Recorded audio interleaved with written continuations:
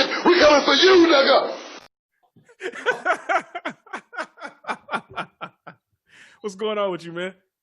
Man, I'm just happy I'm here.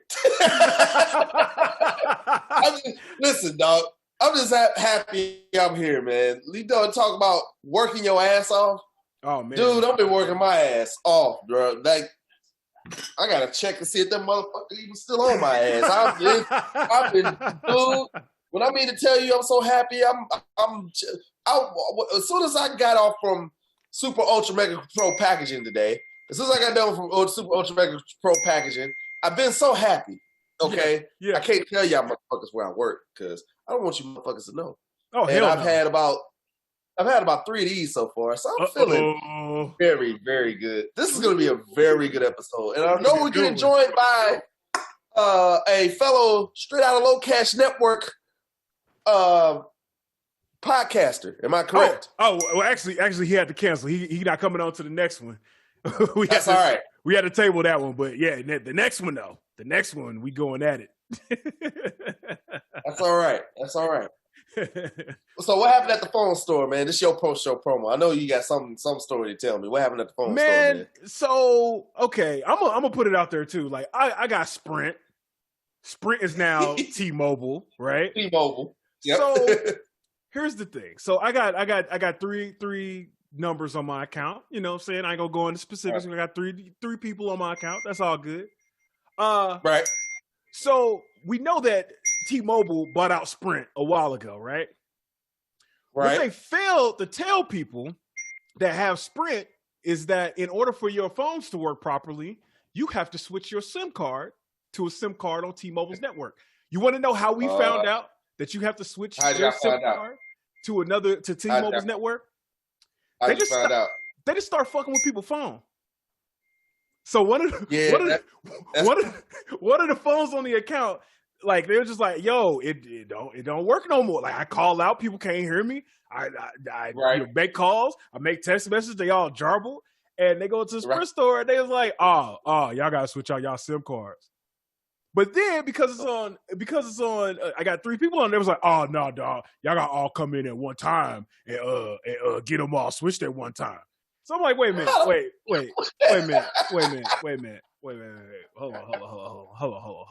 on. So here's where the crazy part gets in.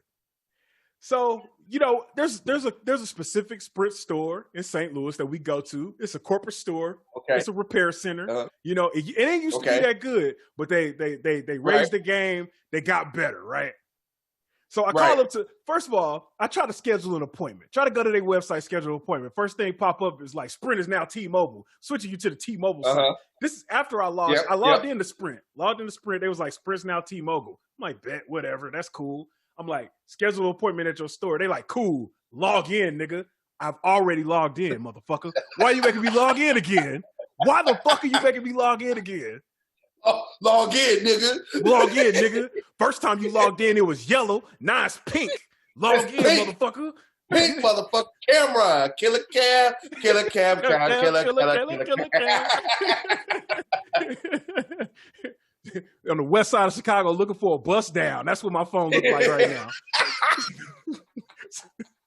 So I log in. I'm like, all right, bet. I try to find the store that we normally go to. So I find it. I'm like, boom, call the store. Bow. They was like, the phone just rang. And it's like, please leave a message after the beep. This is Sprint. And I'm like, wait a minute. I'm not leaving no message at the Sprint store. No. So I do one of them little chat bots, which I know it's a bot because I work on shit like that. I know it's a bot. So I'm like, yo, I need to schedule an appointment at this store. The bot writes me back and says, I don't have no record of that store in my system. I'm like, oh shit. I'm like, uh-oh, damn, they didn't close the store? So we go to this other store, not too far away. Right. Come to find out, they didn't close the original store I was going to because somebody in that motherfucker got the Rona. Oh shit. So they didn't close they didn't close the branch indefinitely. Uh-oh. Somebody in there got the Rona. And it's the only repair center within city limits. The closest one after that, Sunset Hills. Now, for the people that don't know, for the people that ain't going there. No, we ain't going there. We ain't going there for a few reasons, right? Number one, it's far. So Sunset Hills, if you're in St. Louis City or St. Louis County, Sunset Hills is a good 30 minutes. 30 minutes away. You know, if you live right off 44 or 40 or something like that, you might be able to get there faster, right? So right. Number one is far. Number two, now Daryl will correct me on this. I got the St. Louis Disappearing Communities book up here. They'll correct me, but ain't a lot of us in St. Hills either. No. So when you go down there, this is election eve right now. This is election eve. It'll probably come out after the election. So now that you found out that insert president name here has won the election. Find out how you feel and if you want to listen to wrestling. But yeah, I would venture to say the Sunset Hill got a lot of those Trump supporters that tried to run the Biden bus off the road. They got a lot of them down there. It might be some trying to run a motherfucking president, a possible president, off the road, man. What's wrong with you motherfuckers, man? Seriously, like, we're not gonna turn this into a political podcast.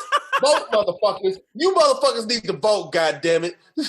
Or at the very least, I hope your punk ass voted.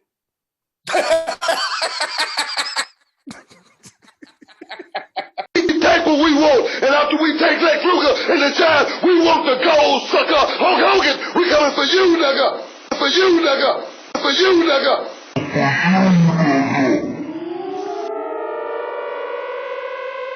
We take what we want. We the realest in the business. We want the gold sucker. Hulk Hogan! We coming for you, no. We take what we want. We the realest in the business. We want the gold sucker. Hulk Hogan! We coming for you, no. We take what we want. We the realest in the business. We want the gold sucker. Hulk Hogan! We coming for you, no. We take what we want. We the realest in the business. We want the gold sucker. Hulk Hogan! We coming for you, no. Coming for you, no.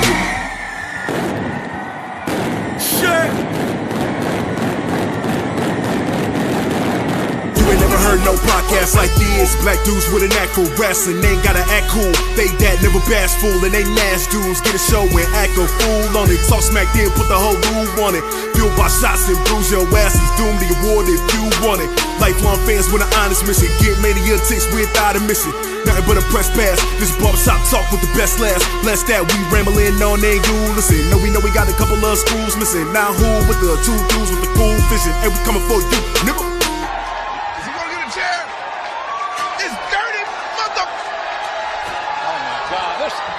This is uncalled for. This mother.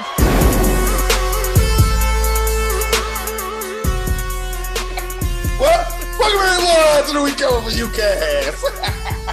And listen, if you didn't vote, turn this shit off because This is RVS from the past talking to you in the future, and if your punk ass didn't vote, and now that insert president name here is president. Now that insert president here. It's either or whichever president it is, because we in the past and you in the future. If your punk ass didn't vote, I'm gonna come to your house, I'm gonna punch you in your face. It's your fault. And it's your fault. If it's your fault, if it's or even you know if what it's you gotta do.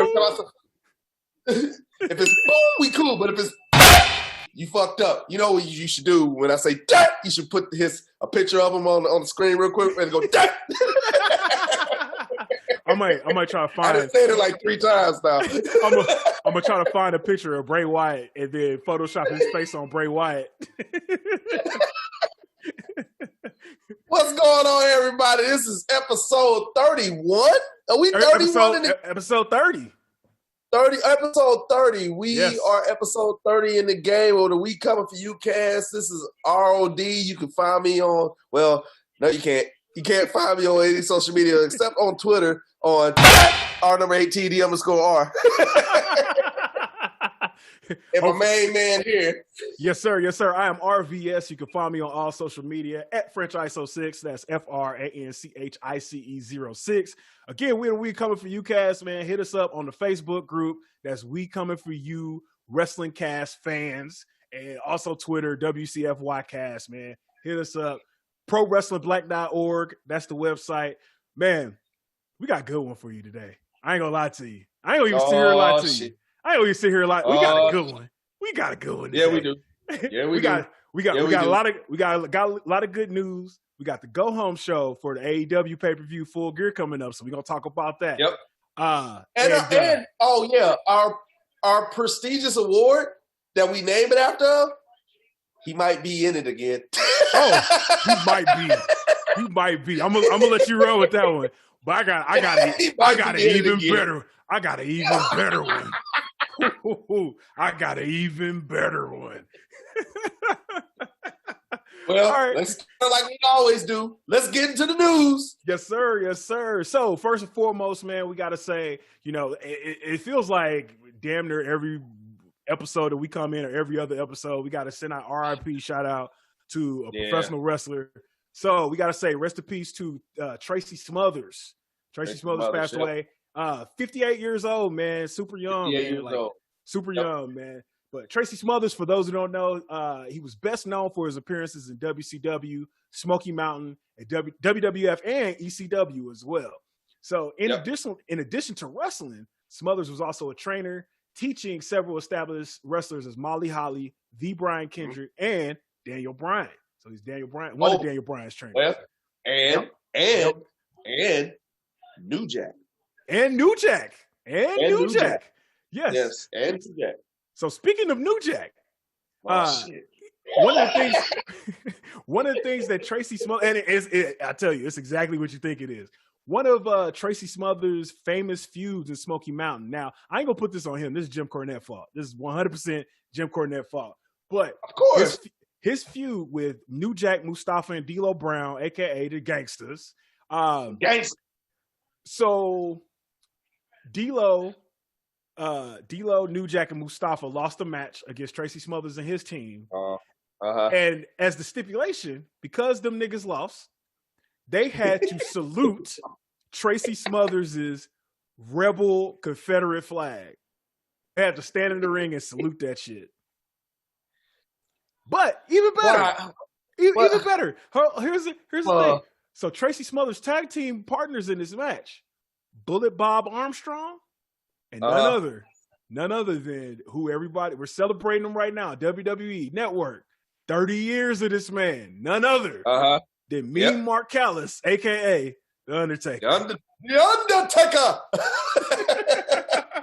What you think about Jim Cornette making them niggas salute the Confederate flag? That sounds like some typical Jim Cornette shit. It sounds like some shit that he would make some black people do. Salute the damn Confederate flag. Oh boy, we on election eve right now. The Confederate the Confederate flag was one of the reasons why I moved away from a certain part of town in St. Louis, St. Anne. Yeah, man.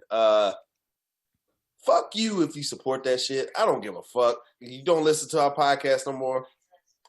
Fuck you, okay? The flag represents racism. I don't give a fuck how you want to spin it.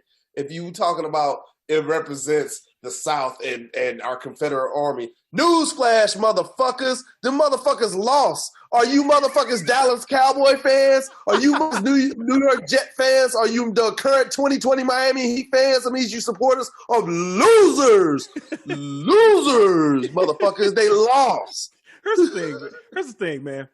John Cena been on top longer than the Confederacy. He been on top double the time of the Confederacy. I want to see some John Cena statues.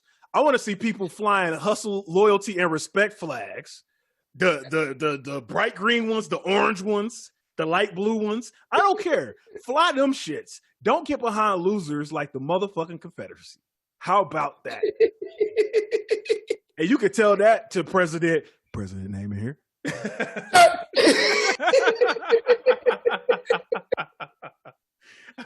But yes, man, rest in peace to Tracy Smothers, man. Saw a lot of people on social media saying that he was just all around good dude, like the laugh and joke in the locker room. So yeah, man, rest in peace to that man. And shout out to his family as well. Shout out to Tracy Smothers. Yep.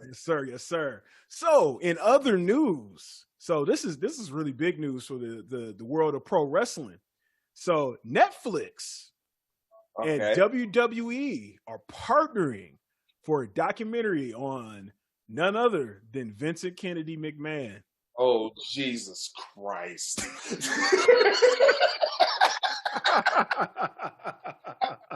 Oh, for the love of it. Are you serious? Yes.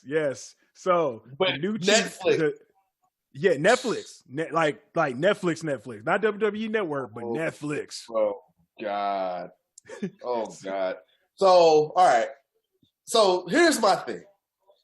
If they give the details as what The Last Dance was with the Michael Jordan documentary, if it's anywhere along the lines of like that, this documentary might win a damn a Grammy. Oh, not Grammy, a Golden Globe. Yeah. Emmy, something like that. One of them damn awards. It might win an EGOT. I don't know. It might have the soundtrack might slap. You know what I'm saying? They might put a Broadway play on called Vince. It's just called Vince. Right. Like Hamilton. Hold on. Lin-Manuel Miranda, the dude who did Hamilton, if he did a Vince McMahon play where he was running around rapping and shit as Vince. Oh, for the love of God. Oh, that'd be epic. That'd be epic. So I'm actually glad you mentioned The Last Dance, because one of the people involved with the production of the documentary is Bill Simmons, owner of The Ringer, the former owner of Grantland, ESPN correspondent, all that good stuff. So Bill Simmons is going to executive produce the documentary.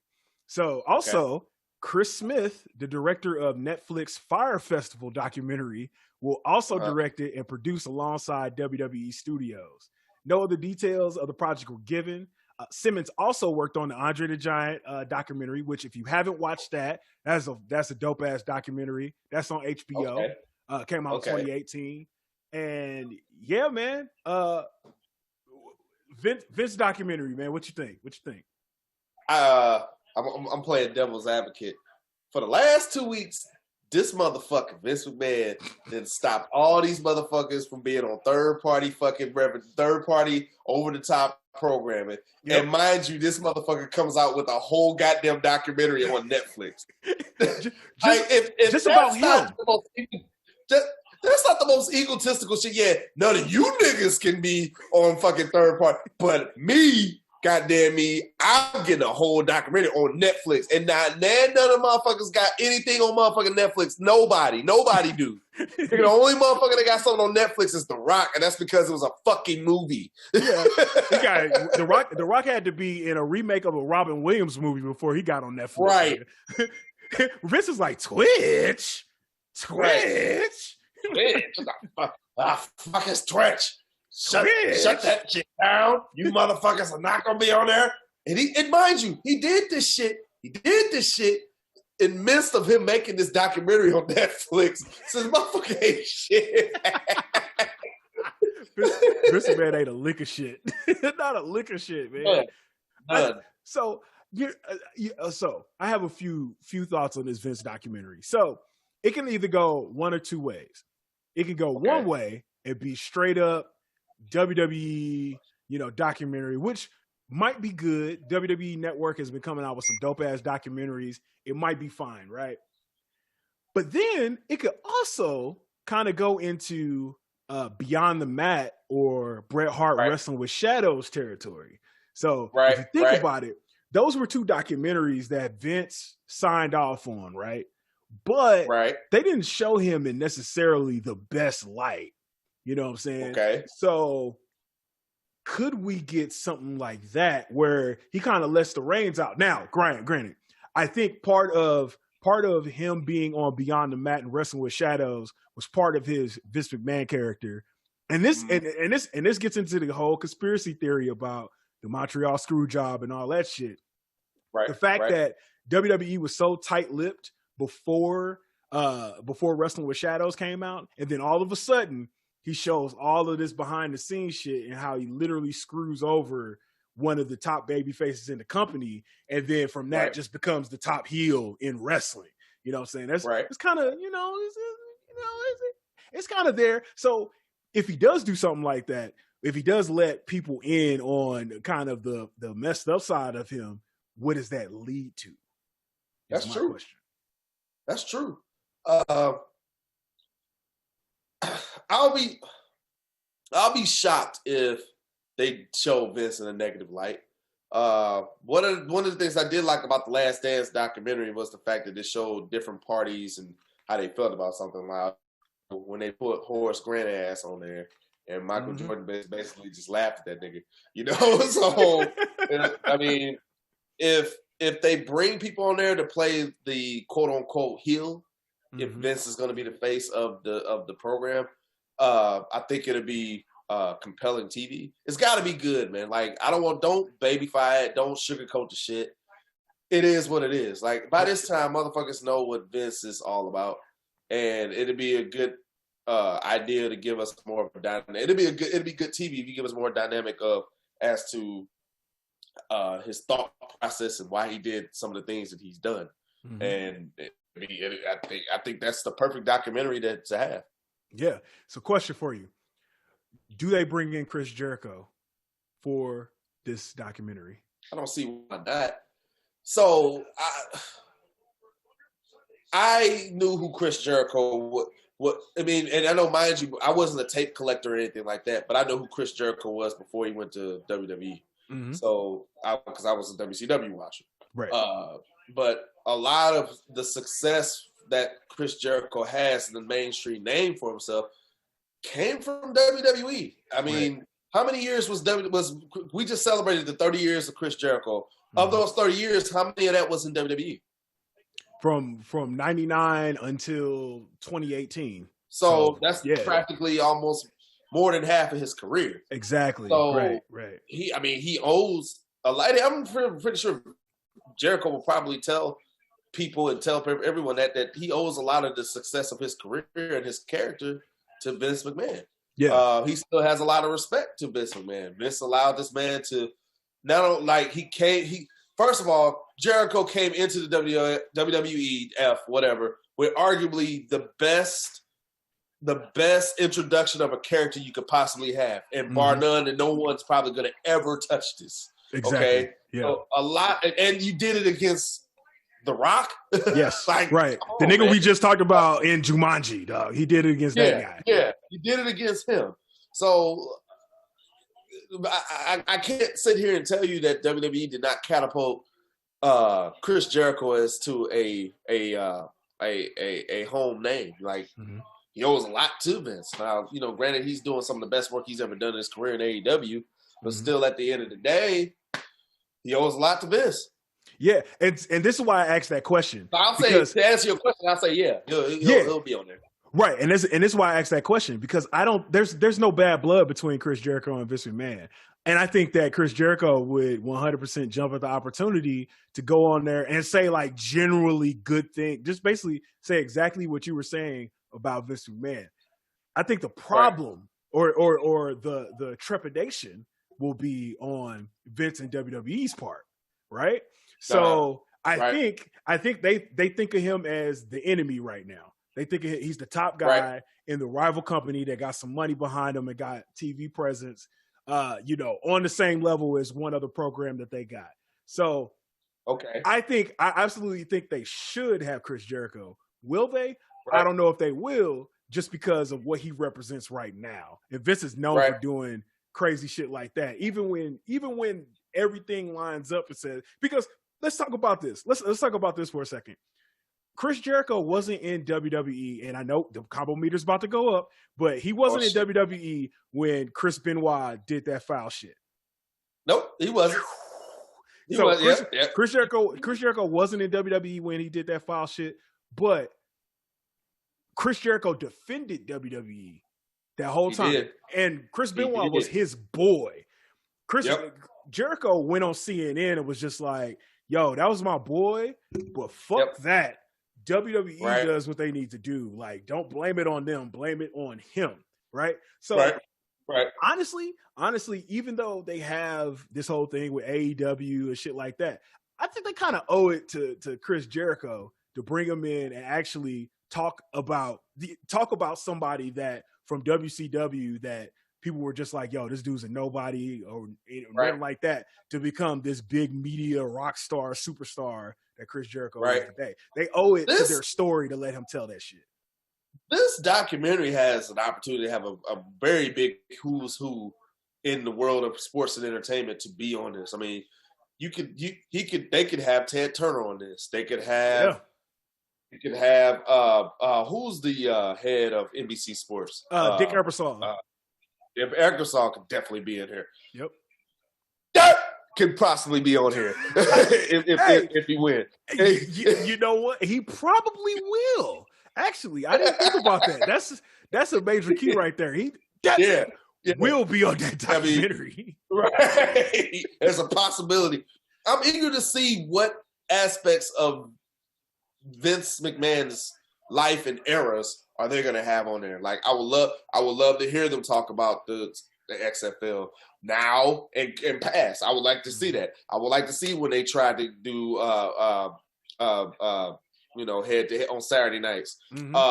I would like to hear about when he took over the territories and how many people that affected. I would like to hear Ted Turner's side. Hell, I wouldn't mind hearing Eric Bischoff's side again. That's fine.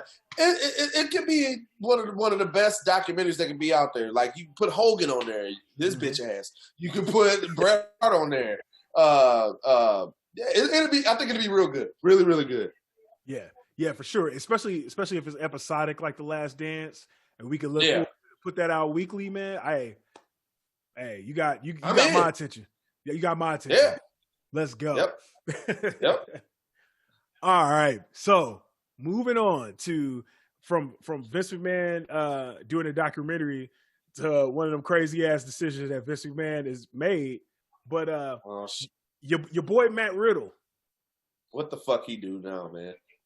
What the fuck he do now, man? So Pro Wrestling Sheet reports that the original bro, Matt Riddle, is the latest WWE superstar to lose part of his name. So what his name is? Riddle? According to the WWE, yes, according to his WWE.com profile, his name is just Riddle. Now, Riddle, no first name, Riddle, said, "People, it's okay. I've been called Riddle most of my life." He tweeted after the news broke. "I actually prefer it, and it's my real last name." Okay. Yeah. Okay. So, riddle me this. What the fuck is that? I get it. He's a shoot fighter and everything. I'm not a fan. I'm just not a fan, man. I'm not a fan. It's really just vanilla what I see on TV. I'm not trying to disrespect you, man. I don't know, man. I just need more character development, man. Like, I don't like the fact that it's Rob Van Dam 2.0. It really is for me. I don't care. It's been done before. Show me something. I'm all about show me something different. I don't want wrestling. Always like to use this excuse to saying that things are cyclical and things recycle. Fuck that shit, man. Y'all can make some new shit happen if y'all want to, man. I don't want it. That's a bunch of lazy bullshit. If you want something to be new, make it happen. Flat out. Yeah, and like that Rob Van Dam 2.0, man, he's like Rob Van Dam is somebody put him in the copier and then Xerox that same shit like 40,000 times and they get all faded. Now, Matt Riddle is, you know how people make memes and then screenshot them and reshare them on Facebook, and then it looked like they start turning brown from like the meme be white when somebody make it, but then by the time you see it on Facebook, it's like yellow. That's what Matt Riddle, he the yellow meme from Rob Van Dam, like pristine white meme that somebody just exported from Photoshop. Dude, like the thing that they have in common is they both smoke weed. Fine, that's cool. Right. Oh, he's a bro, original bro, blah, blah. The thing that made Rob Van Dam dope was not only the fact that he smoked weed and was open about it, and then when he went to ECW, they was just like, yo, we gonna play up on it because fuck, who doesn't smoke weed in ECW? But not only that, but he was cool. He was literally cool. Rob Van Dam was cool as shit. Aside from the weed, he was just like, hey man, check me out. Hey man, I'm just here. I'm gonna jump off shit. I'm, fuck a headlock. I'm gonna kick you in your face with a chair. hey man, and then look, I'm Mr. Monday Night. Yep. ECW don't even come on Monday, but guess what? I go to WWF or WCW, and I'll be a top guy. Fuck y'all. I don't care. That was Rob Van Dam. Matt Riddle is, I smoke weed, I'm corny, and I don't wrestle with no shoes on. I heard he got a lot of heat with a couple of guys in the back. Well, I don't want to say heat. I just heard that he's coming off the, well, that's heat. Shit, he's coming off the wrong way. I mean, yeah, we talked about it last time that, you know, him and Seth Rollins are into it because they don't like each other. They don't like each other. They don't. Brock was another one where it's to the point where other wrestlers are just basically like, I don't want to work with him. Flat out. I don't want to make this man no money. And that's how you know it's real. Right. I mean, because Bret Hart and Shawn Michaels, you know, they didn't get along, but they still did business. Right. There are cats saying that they don't want to do business with this cat. You know what? And this would be good to put on that documentary, kind of backtrack. Okay, I think Vince liked that shit. He likes to put motherfuckers, he likes them who have legitimate beef with each other to work professionally. Like, he does that shit all the time. He did that shit with Edge and fucking Matt Hardy. He did that shit with Bret and Shawn. Who else? Mm-hmm. He did that shit with Batista and motherfucking Booker T. He does this shit intentionally. So there are actually, there's a thread on Twitter that people have, this Alan Cheap Shot is like he shares like, or I don't know who it is. It's a generic ass picture, but they share gifts and all kind of shit, but wrestling based. But they have this thread of crazy ass Vince McMahon stories. Right. I got to read a couple of these because they're that insane. But they're along the same lines of exactly what you talk about. Like, Vince does things to agitate cats, right? Just to basically be like, "Yo, are you gonna stand up for yourself?" Right.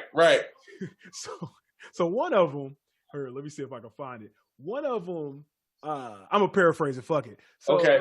It's Curtis Axel. Curtis Axel is sitting down at a meeting, and he has his foot, he just has his foot sticking out. And they said Vince McMahon walked past him 4-5 times. And every time Vince walked past him, Vince would step on his foot. And he ain't do shit.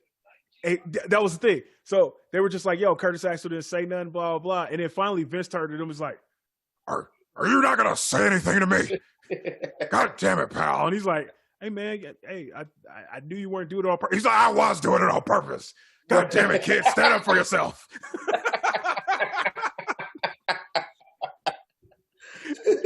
Yo, there's another story where Vince said something sideways to Kofi. He said something, and they say what it was. They say he said something pretty insensitive to Kofi, and Chris Jericho pulled Kofi aside. It was just like, hey, man, go cuss Vince out because he's literally, he's literally testing you to see if you will say something to him. Because Vince, that's that old school wrestler promoter mentality of just like, yo, these cats got to be ready to whoop somebody's ass for real. You know what I'm saying? Go out here and whoop somebody's ass. So if they ain't gonna whoop my ass, they ain't gonna whoop nobody's ass. Right. So here's the thing with Kofi's situation. You know where I'm gonna go with this. I know exactly where I'm going with this. Because Titus O'Neil fucked up and found out. Titus O'Neil fucked around and found out. Okay, that's it. You know where I'm going with it. Kofi can't see Jericho, Brock Lesnar, Steve Austin, Shawn Michaels. Yeah, you motherfuckers can go, get your issue off. Pause. Get your issue off with Vince McMahon. But let Titus O'Neil or Kofi Kingston or goddamn either Hurt Business say something like that to Vince McMahon.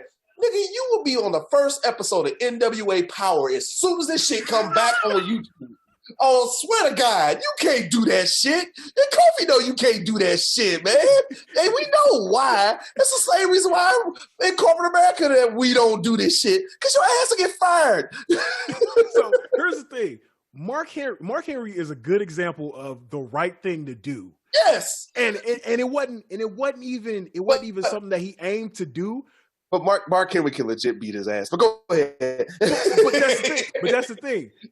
There's that story of Mark Henry going out to the ring and them basically like it's after the cameras are off the air and all that shit. So Mark Henry standing out in the ring, nobody come out, and he gets pissed off, more and more pissed off as time goes on, and then he just get out of the ring, start tearing up shit, and he walked back, and first thing Vince said was like, oh, "God damn it, man! Remind me not to make you that mad anymore."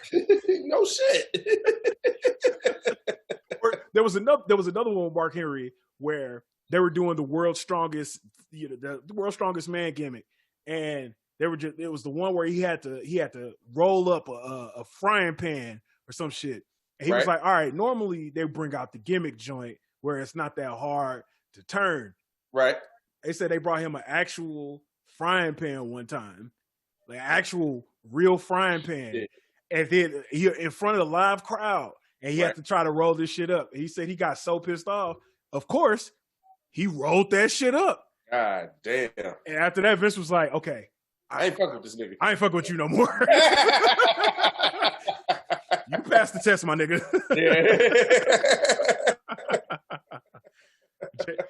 Yeah, man. Back to Matt Riddle punk ass. I don't think he gonna stand up to Vince. I don't think he could barely stand up to Goldberg.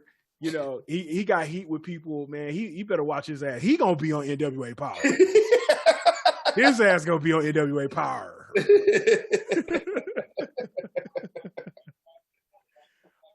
All right, man. Speaking of somebody that ain't gonna be on NWA Power anytime soon, or a couple people that's not gonna be on there anytime soon. So, shout out to Sasha Banks, who just became Grand Slam champ. Yep. And she won the SmackDown Women's Championship at Hell in a Cell. Yep. Has won all the belts that you can win on the main roster. Well, so inspiration for the show, Booker T. Oh yeah, I heard about this. Man, I heard about this. He has some pretty harsh words for Sasha Banks, man. Yep. So after her win, he was on his Hall of Fame podcast. Check it out; it's a good podcast as well. But they asked him about Sasha Banks. He said, "Look, man, I don't care what people think or what they say about me. This is my opinion, and if I like someone or I don't like them, what if I don't say? What if I say I don't like Sami Zayn? Are they gonna blow it up on the internet? What if I say I don't like Bayley? Are they gonna blow it up on the internet? What if I say I don't like you? Are they gonna blow it up on the internet? I mean, guys, relax. Relax. Sasha Banks and I is something that her and I have to hash out. That's between us. It's not between anybody else except Sasha Banks and myself. She said she is a 5-time champ. Great. She is a Grand Slam champ as well. I give her props. I gave her a test on Talking Smack and she passed. I asked her, where does she think she ranks as far as females of all time? She gave the right answer. She said she is 1, 2, 3, 4, and 5 of all time. Right. I can appreciate that. Right. But Sasha Banks, she rubs me the wrong way a little bit. It could be her attitude.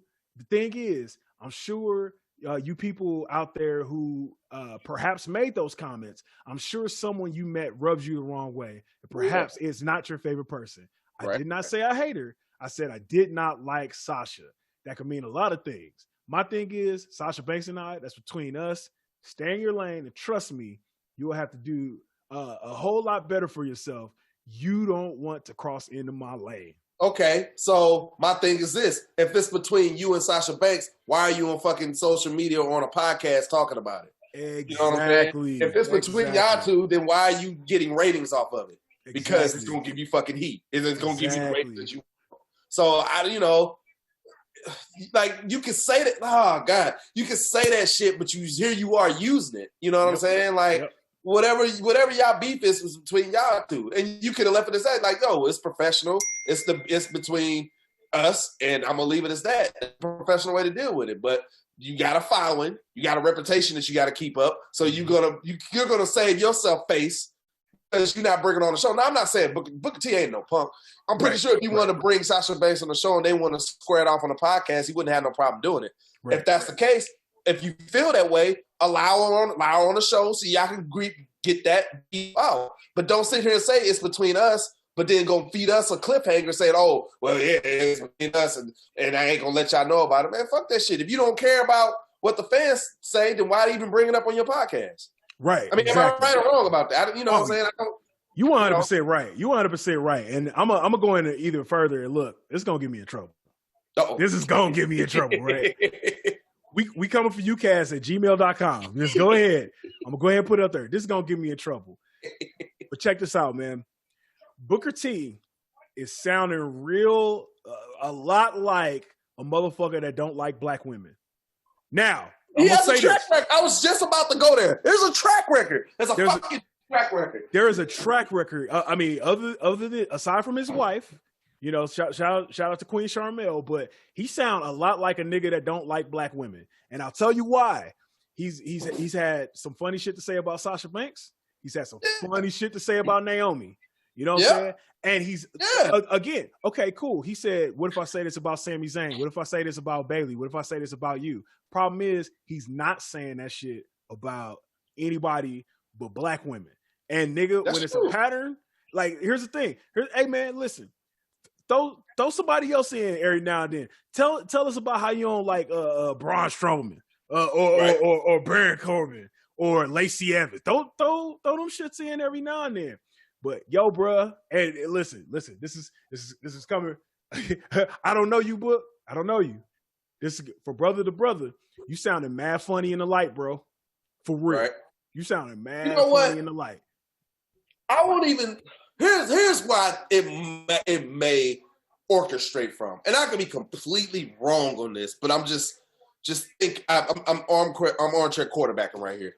Yep. So Book came up when blacks were not looked frowned upon to be main eventers. So him and his brother, I mean, we can't take this away from him. He's a Hall of Famer. Exactly. He busted his ass to get where he's from. Yep. With that being said, he's old school made.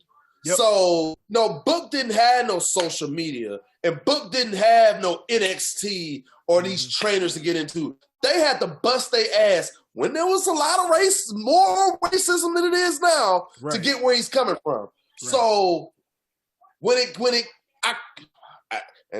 might catch some heat from you from saying this. I can see where he's coming from, where he says that Sasha has an attitude, or this person hasn't done that, or like Naomi hasn't done this. Why is the fans clamoring? He's coming from an experience where he didn't have that for his career. So I can kind of see where he's coming from, although it does sound like hate. But he's from the old guard. So he's a person that's put your head down, grind, and get your fucking self over. If you can't do that shit, nigga, you suck. I think that it's just he's hardcore, old school, especially for black people, because you don't hear him giving a lot of blacks the props that they want. And I wonder if it's a motivation tactic that we don't know about. You know what I'm saying? That's how I look at it. Yeah. So, and I mean, there's a lot of that. There's a lot of, I mean, we go out into corporate America, we see that with a lot of the older black people that we work with. Or that are in the field and stuff like that, but one of the issues is, and I'll say it like that. I forget which rapper said this, but it's one of those. It's the difference between an OG and an old head. Right. You know what I'm saying? The OGs are the ones that are just saying, "Yo, hey," the OGs is Mark Henry. Right. You know what I'm saying? We talked about this last episode where Mark Henry sent a DM to Bianca Belair like, "Yo." You are talented. You need to be, if you're interested in wrestling, holla at me. You need to come here. You know what I'm saying? Somebody that's like, I'm training up. And not to say Book ain't training up, because reality wrestling is full of black people. Shout out to reality wrestling. Yeah, shout out to reality wrestling. It's full of black people. But the problem, though, with that is, like, you got the old heads, where the old heads be tied up in that respectability politics, bro. Where they say, you didn't do it like I did it. You didn't deal with the racism in the way that I did. That's true. You know what I'm saying? Like, where part of the thing is, the racism is still there. Right. The way you deal with it can be different nowadays, where, you know what I'm saying? Okay, cool. Where they had to be like, I will put my head down and just barrel through it. Right. Nowadays, it's like, hey, I can call people out on their shit and, like, get just as far. And I think what it is sometimes with the old heads, and no disrespect when I say that either, but to the old heads, man, sometimes they look at that, and I think it's a little bit of jealousy to say, "Hey, man, you doing it different."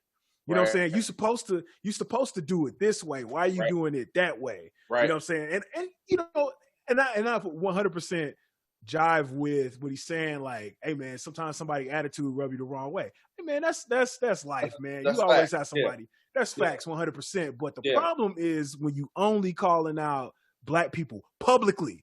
Publicly is the key. Now, if it was behind closed doors and we at the WrestleMania after party and we at shenanigans and he like, hey, these niggas is fucking up and it's just us, I'm like, oh yeah, you know, and we ain't gonna fucking go around and tell motherfuckers we don't do that shit. It's like, bro, you an OG. You like that's and that's how OGs sit you down. They wait until you behind closed doors and they sit you down and be like, you are fucking up. What are you doing? Stop doing that shit. And they go back out in public and y'all like, all right, this my people again. But that's what I said. But to Book's point, he do need to start calling out a Sami Zayn or a Bailey or a or somebody just so it don't look like what we talking about. Right. Yeah, if he would have just not used that, because I'm pretty sure that was probably, if you go on the podcast page, that was probably a headline for the show, right? Yeah. Oh yeah. Absolutely. If you were going to do a professional, why use it to help your benefit? And Sasha Banks has no platform to answer you in that particular time. She can go on Twitter and blast off, all that good stuff. Right. But if you're going to call her out now, I would have respected the fact that he would have brought her on and then hash that shit out. Exactly. Then, I get it. It's supposed to be between them two, but is it really between them two if you're giving your side and how you feel on your podcast because it benefits you?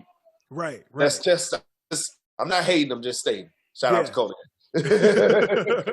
Well, and then at the end of the day, best case scenario is that it's a situation like it was with him and Corey Graves, where they went back and forth for a while. They called each other out, and then they was able to be on each other's show and laugh about it. Like, we was working everybody, nigga. Nigga, right. They was working. It was working.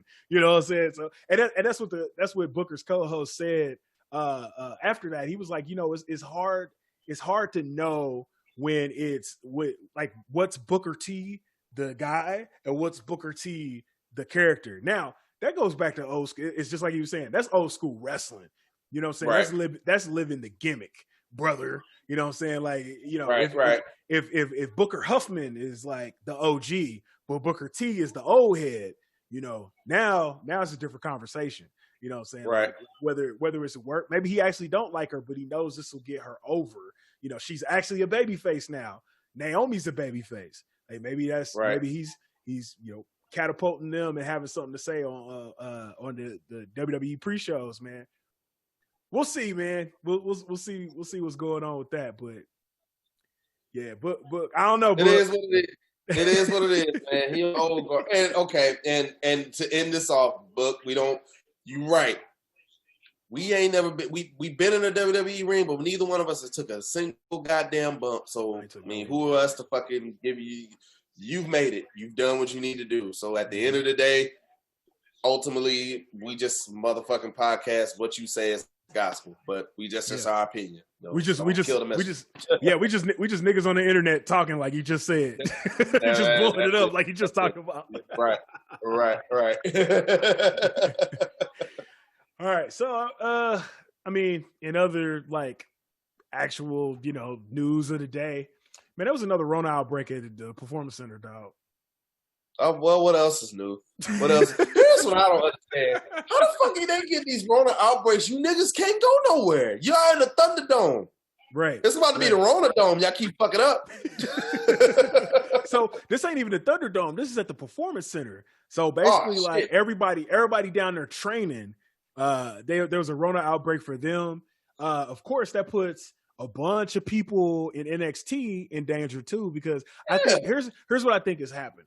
So you got some people down there at the Performance Center that are training. You know what I'm saying? They might not have a full WWE contract. Sure. They're probably largely out here just living their lives. Living their life. Problem is, man, these NXT cats, they are actually probably doing what they need to do. Okay.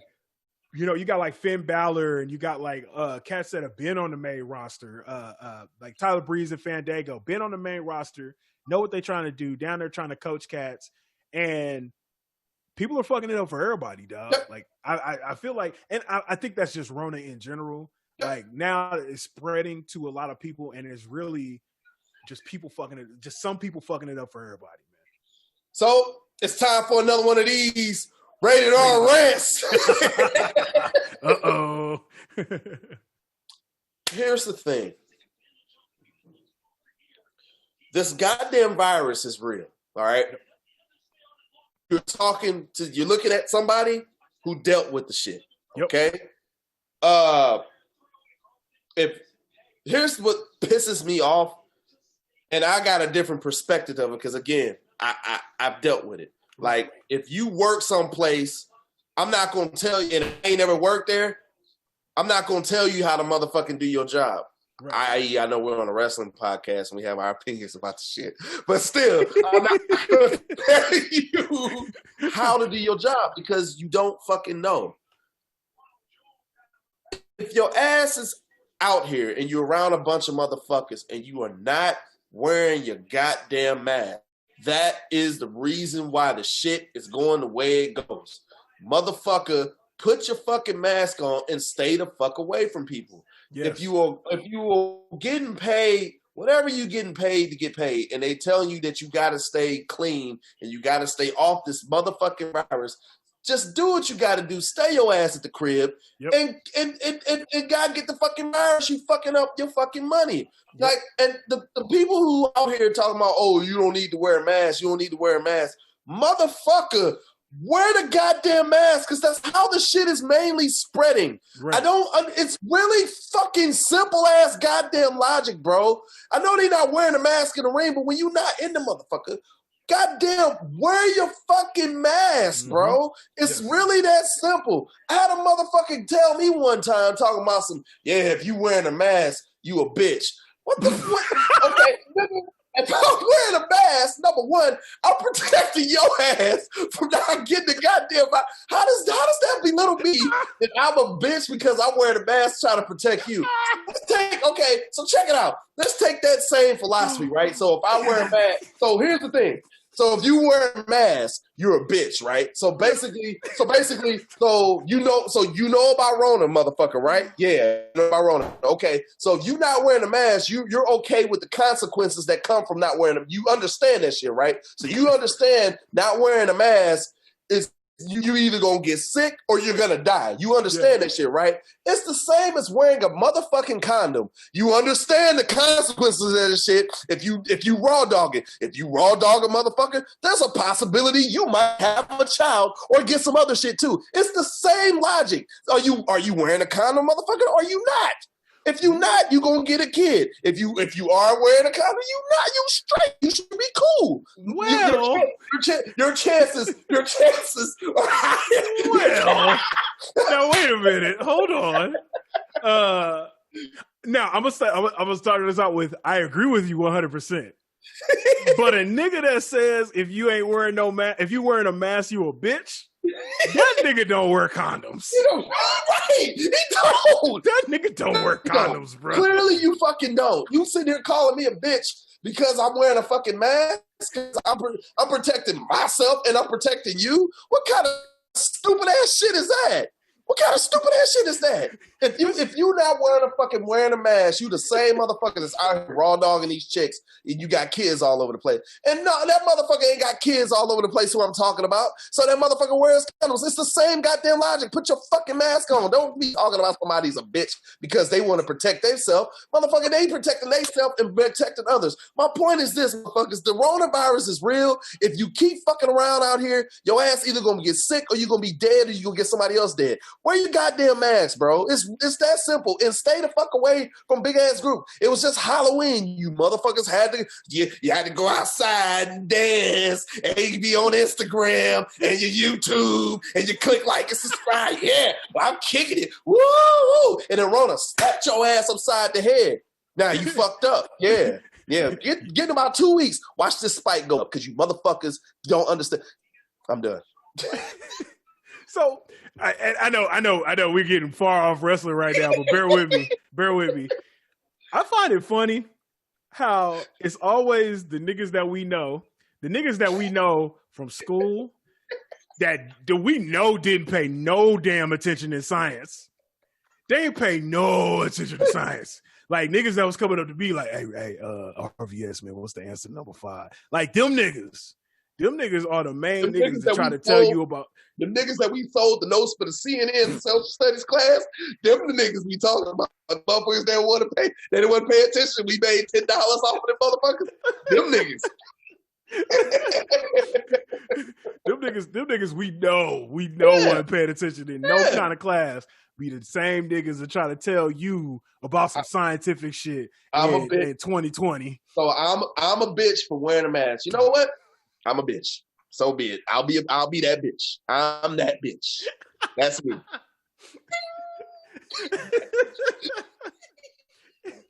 He said if you ain't wearing no mask, you a bitch. Oh, bitch.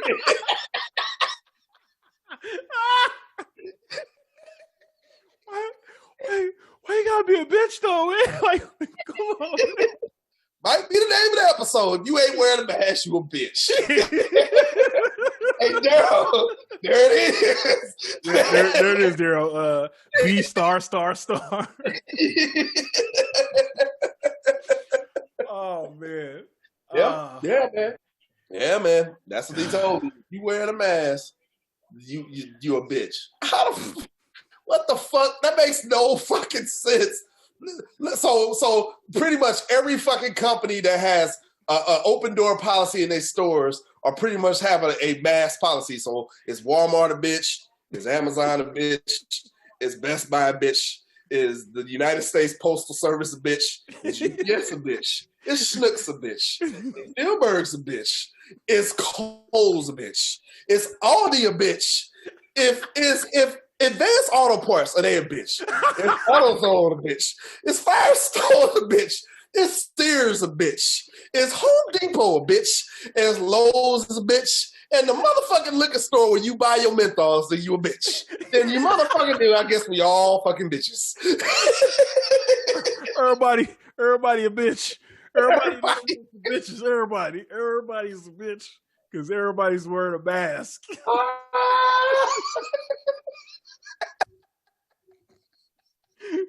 I got hold on, wait. I got a question for that nigga. Do your mama be wearing a mask? Hey, good fucking question. All it is, it's motherfuckers from different perspectives.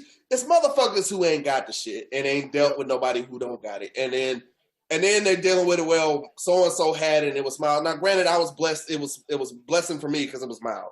Yeah. But still, at the end of the day, that shit ain't no shit I wish upon nobody. That shit sucked. Okay, it ain't something I want to see what Rona's like. No, nigga, you don't. You don't. No, you do Some not. smoke you don't want, bro. Long story short, wear your goddamn mask and practice social distancing and protect your money.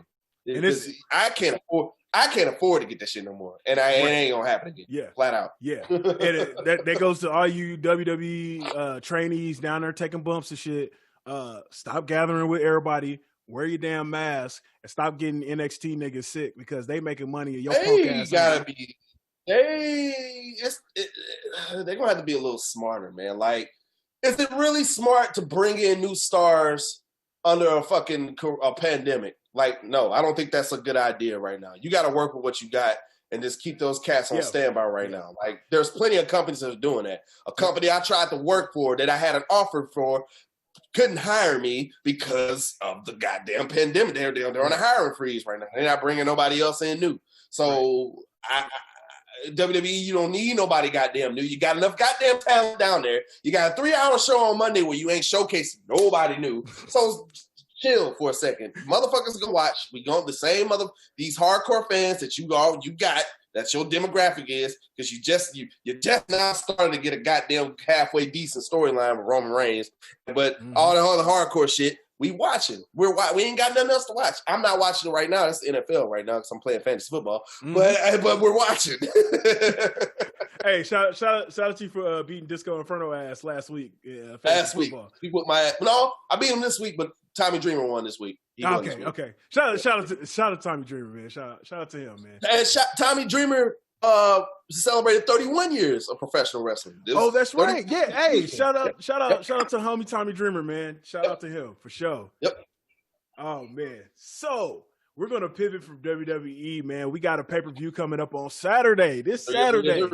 And definitely after finding out that or won the election, I'm gonna need to watch me some wrestling pay-per-view on Saturday. So we got AEW Full Gear. Yes, sir. Coming up on November 7th.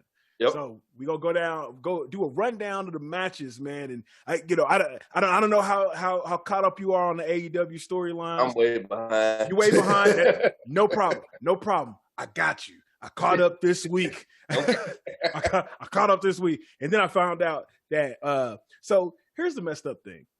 So I have been watching WWE so long that you just know that the secondary shows like don't nothing really happen on them. Like Raw, SmackDown, NXT, stuff happens on them. Main event, maybe. 205 Live, you don't need to watch that. You don't need to watch this shit. Bro, I turn it on AEW Dynamite sometimes and be confused. Like, yo, where did these two people come from? Where did they come from? Okay, do I gotta watch Being the Elite? No. Yeah. Shit actually happens on AEW Dark, the YouTube show. Okay. Shit, like, yo, storylines actually like come together. Of course, with the win-loss record, they'll have, you'll be like, yo, how did such and such become number one contender? Oh, right. Because they literally spent 5 weeks beating the shit out of people on AEW Dark. Right. To get their record up. And it's like, oh shit. So now I gotta find the time to watch like 3 hours of this motherfucking shit. We gonna see how this works. But yes, so I am caught up on the AEW storyline, so I can break those down as we're going through them. So the first match that we're gonna talk about is Orange Cassidy versus the Dark Order's Jonathan Silver. And this is just a singles match, no gimmicks. So the long and short of this match is Orange Cassidy just came off a couple really, really good TNT Championship matches against Cody Rhodes. Right? Okay. So the first one, he hung with Cody, came to a time limit draw. Cody couldn't beat him, but he retained because of the draw. Right. Okay. So he ended up getting a rematch. And one thing that AEW is doing as well is they don't never show Tony Khan on TV, but they don't make no bones about the fact that Tony Khan is the man and everything goes through him. So they flat out just be like, look, Tony Khan made this match. Like sometimes that's the story. Yo, Tony Khan said, y'all need to figure this shit out. so y'all niggas wrestling next week. Fuck that shit. So Tony Khan called them in for a rematch because the match was competitive. There was no decisive winner, but the Dark Order asked. So the Dark Order is actually, headed up by Brody Lee, or Mr. Brody Lee, aka Luke Harper, cult leader Vince McMahon that we found out. So a few months back, Brody Lee beats the shit out of Cody, wins the TNT Championship. Cody actually leaves, goes to he beat the dog shit out. Cody got no offense in at all. None. Zero. Nada, nigga. After that huge push, got no offense in, got his ass whooped. So Cody goes off to film a game show for TBS and shit. This is important. He goes off to film the TBS shit with his blonde hair, all the shit looking like he does, right? So, bro. Wait. Stop. Hold on. Stop. Yes. What makes you think motherfuckers know who Cody is off of this TBS show? So, like, seriously, like, what?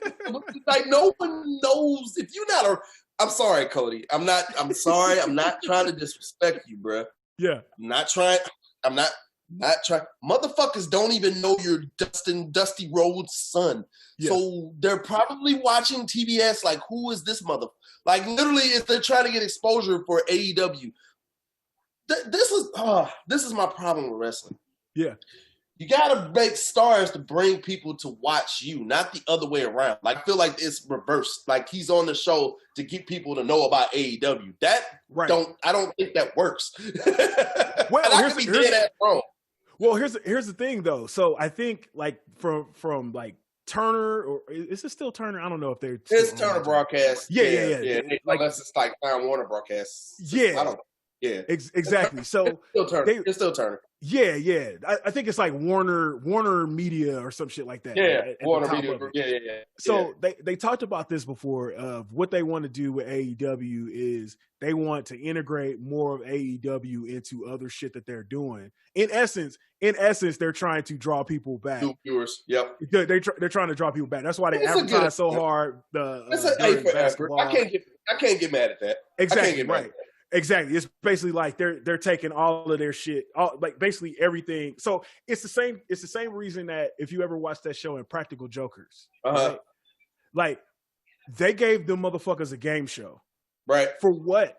Like why do they have a game show? Like they do pranks on each other. But they're just like trying to make new shows with the other properties that they got and diversify the shit. But You hit on a very good point, and I'll get to that. In a second. So about nobody knowing who Cody is, right? I'm gonna get to that in a second. So, Mr. Brody Lee has the TNT Championship for about a month. Then all of a sudden, this big ass entrance happens, and Cody Rhodes comes back, but he ain't got his blonde hair no more. His hair is jet black. He's wearing a different suit. He's like super serious. He's going in there beating people ass. And people's like, oh my God, there's a new Cody. It's crazy, blah, blah. Right. So him and Brody Lee going at it. That was the other thing. After Brody Lee beat Cody's ass, then the Dark Order beat the entire Cody Rhodes and his whole family ass. So Dustin, Brandy, Arn Anderson. The Dark Order recruited a woman just so she could beat Brandy ass. They recruited a woman just to beat her ass. They got Baby D. They went and picked up Baby D, and Baby D whooped Baby D beat her ass. So they did. So literally, nobody from Cody Rhodes' family was on AEW for a month because they got their ass whooped. So Cody, of course, comes back pissed off. He wants to fight all the Dark Order. So they put Brody Lee and Cody in a dog collar match to basically settle the score. Cody ends up winning that shit, which I don't agree with. Right. I don't agree with the fact that he should have won the shit back because it makes Mr. Brody Lee look transitional. And Mr. Brody Lee hasn't been back since. So hopefully they're saving him up to do something big, which they probably will. But you have to have the TNT champion on the motherfucker who's on other Turner TV shows. So not only that, but here's the kicker. Cody Rhodes came back out that next week after they made a big deal about, Cody has a different look. He has a different attitude. That nigga put his gold hair back. Because motherfuckers don't know who he is. Oh, man. Come on, man. They fucked around and tried to do a storyline and TNT was like, motherfucker, you better dye your hair back. The TV show come on right after AEW. They're not going to know that you're the same nigga. Who the fuck you is? Who the fuck is you, man? So they made him dye his hair back blonde, and he fought Orange Cassidy. Orange Cassidy hung with him. That's fucked up. They made that motherfucker change his haircut. They made not only that, but the next week he won the title back. Because I can understand. They like, yo, the nigga that was on the TNT show need to be TNT champion. They was like, nigga, you need to dye your hair back. What the fuck is you doing, nigga? Who the fuck is you? Oh, you Cody? Oh, man, we didn't know who you was. Nigga, you better tie your hair.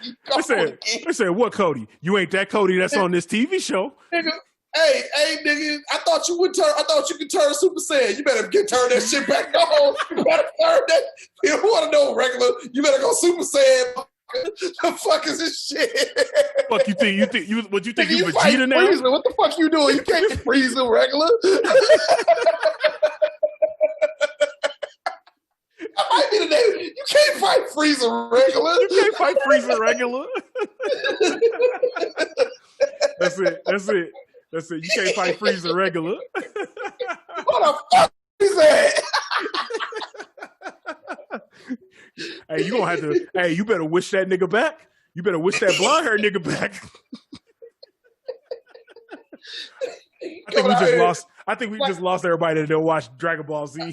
Yeah, I know. Yeah, you know Dragon Ball Z, you don't know what the fuck we talking about. If you do, you know what the fuck we talking about.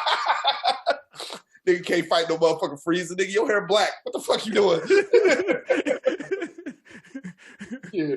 Oh shit. But anyway, so Cody is able to beat Orange Cassidy with interference from the Dark Order. So they had a lumberjack match this past Wednesday.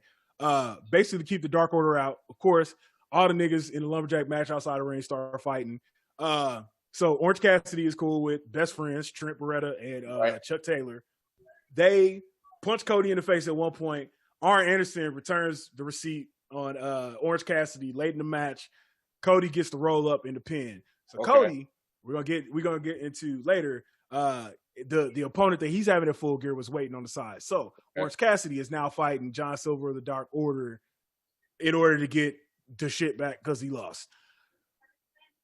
All that to say, I ain't really fucking with this storyline too much. That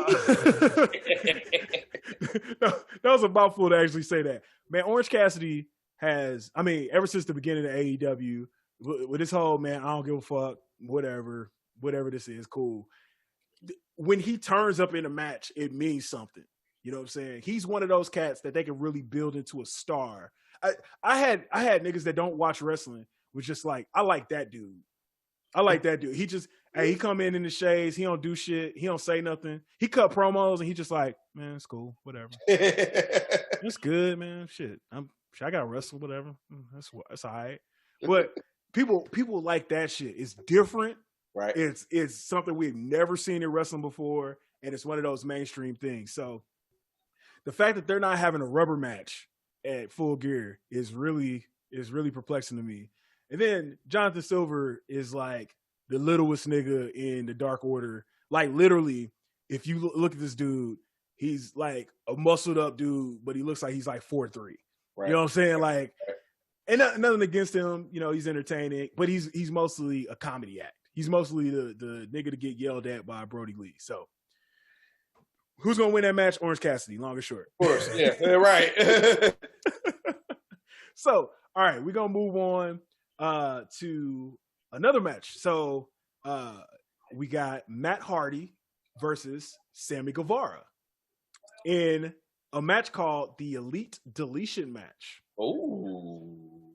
So this is one thing. I don't even know what's going on with this Elite Deletion match. Ooh. That's gonna be, we know that's gonna be a cinematic match. Exactly.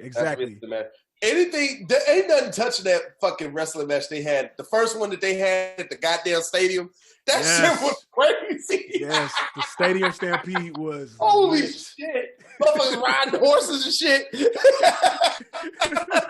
They're fighting in the concession stand. Yeah, that was one of the craziest matches I've ever seen in my fucking life.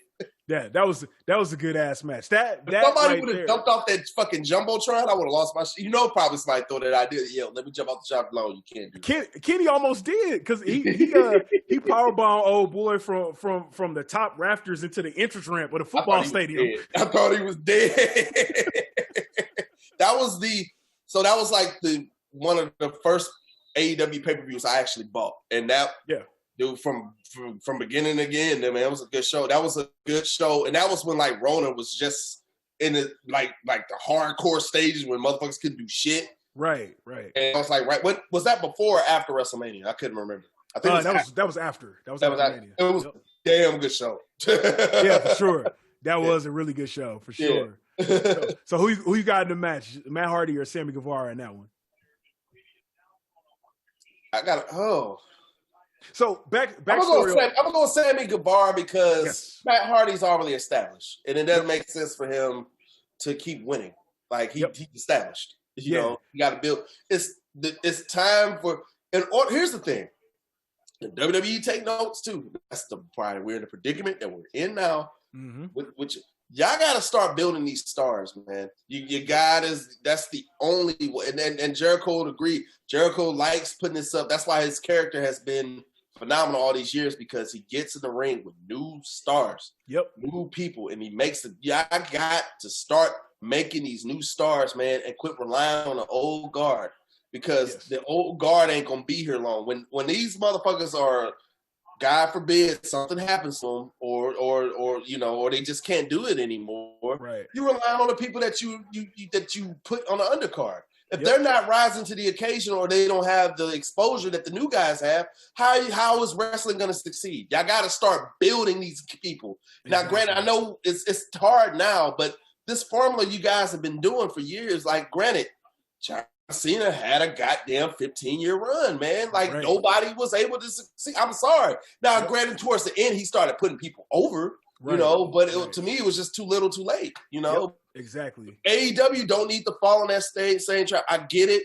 You bringing a lot of WWE people over to get people to watch. He's like, oh, Rusev's on there. Oh, Matt Hardy's on there. Jericho's on there. All right, cool. But what about some of these new guys? Because, man, dude, I couldn't honestly tell. Only people I know that's new on AEW, and I'm sorry if all you AEW fans, you want to come at me. But I don't know. All I know is Kenny Omega, the Young Bucks. See? See what I'm saying? Yep. Shit. Yep. So with Matt Hardy versus Sammy Guevara, like, they've been going back and forth. Like, they've been feuding all year, actually. Shit. Right. Now that I think about it, they've literally been feuding all year from that, you know, the Stampede match. Their feud actually started when Matt Hardy joined AEW and he ran Sammy Guevara over in that golf cart. That's when their feud started. If I remember, that was the beginning of the Rona when he ran that nigga over in that golf cart. That was some of the funniest shit. Because I can definitely see somebody at Eagle Springs running somebody over in a goddamn golf cart. As you can see, now it's escalated into this elite deletion match. Like, okay, we don't even know what the fuck that shit is, because they've had a real ass feud. They've had a feud where they've injured the other cat, and the other cat ain't show up for weeks, and then the motherfucker come back, want to fight. They've had a bloody ass table match. Like, their last match was this bloody ass table match. Right. That shit, did Sammy win that shit? I can't remember. I just see that's the thing. I can't even remember who won it, because both of them fucked each other up so much. So now we're getting this final match, and I agree with you, man. Sammy Guevara. I feel like Sammy Guevara has to win this shit, and because, spoiler alert, the rest of the inner circle ain't really on, except the one obvious motherfucker, because the rest of them aren't on the card in separate matches. They're going to interfere in this match, and Sammy Guevara's winning. Right. All right. So we're gonna move on. We're gonna move on to the women's championship match. So this is a little bit. This is the women's championship situation in AEW is really, really interesting right now. Okay. And I'm a fill you in on that. But the match itself is Hikaru Shida, who's the champion, is going against Nyla Rose, who Nyla Rose has Vicky Guerrero as her manager, and that is a singles match for the AEW Women's World Championship. So the crazy thing, or the weird thing, is, so AEW and NWA have had a partnership going on for the past couple months where they've showcased the NWA Women's Champion. So that's been Thunder Rosa up until last Saturday. Right. Thunder Rosa got beat by Serena Deeb, and Serena Deeb was on Dynamite this past Wednesday to defend the NWA Women's Championship. Okay. So the weird thing is, and JR, I think either JR or Excalibur actually mentioned this on the show, that the NWA Women's Championship has gotten more attention on AEW television than the AEW Women's World Championship. I would agree. From what the episodes that I've seen, it seems like that's more important, because the AEW champion right now is still Moxley, isn't it? No, I'm talking about the Women's World Champion. Oh, okay. I'm just saying, I'm agreeing that the Women's World Champion has got more attention and exposure than what Moxley has done with the AEW Championship. No. I'm talking about it's getting more attention than the AEW Women's Championship. Oh, okay. I will say because the Moxley shit, I gotta fill you in on the Moxley shit. That shit's hard. That shit's hard. Okay. But yeah, that's kind of the weird thing. So they got the women's championship match at Full Gear, but we've been watching NWA women's champions for a while. So what's going on with that? I know there's a partnership, but what's up? Like, is Billy Corgan breaking them off that much money, or what's going on? But long and short of that, man, I think Nyla Rose is gonna regain because why not? She should just be the champion, nigga. She's gonna get the attention, nigga. Like that's what you need. Right. Yeah. All right, so we'll move on to actually we'll move on to the TNT Championship match then. So we got the aforementioned Who the Fuck Is You, Cody Rhodes.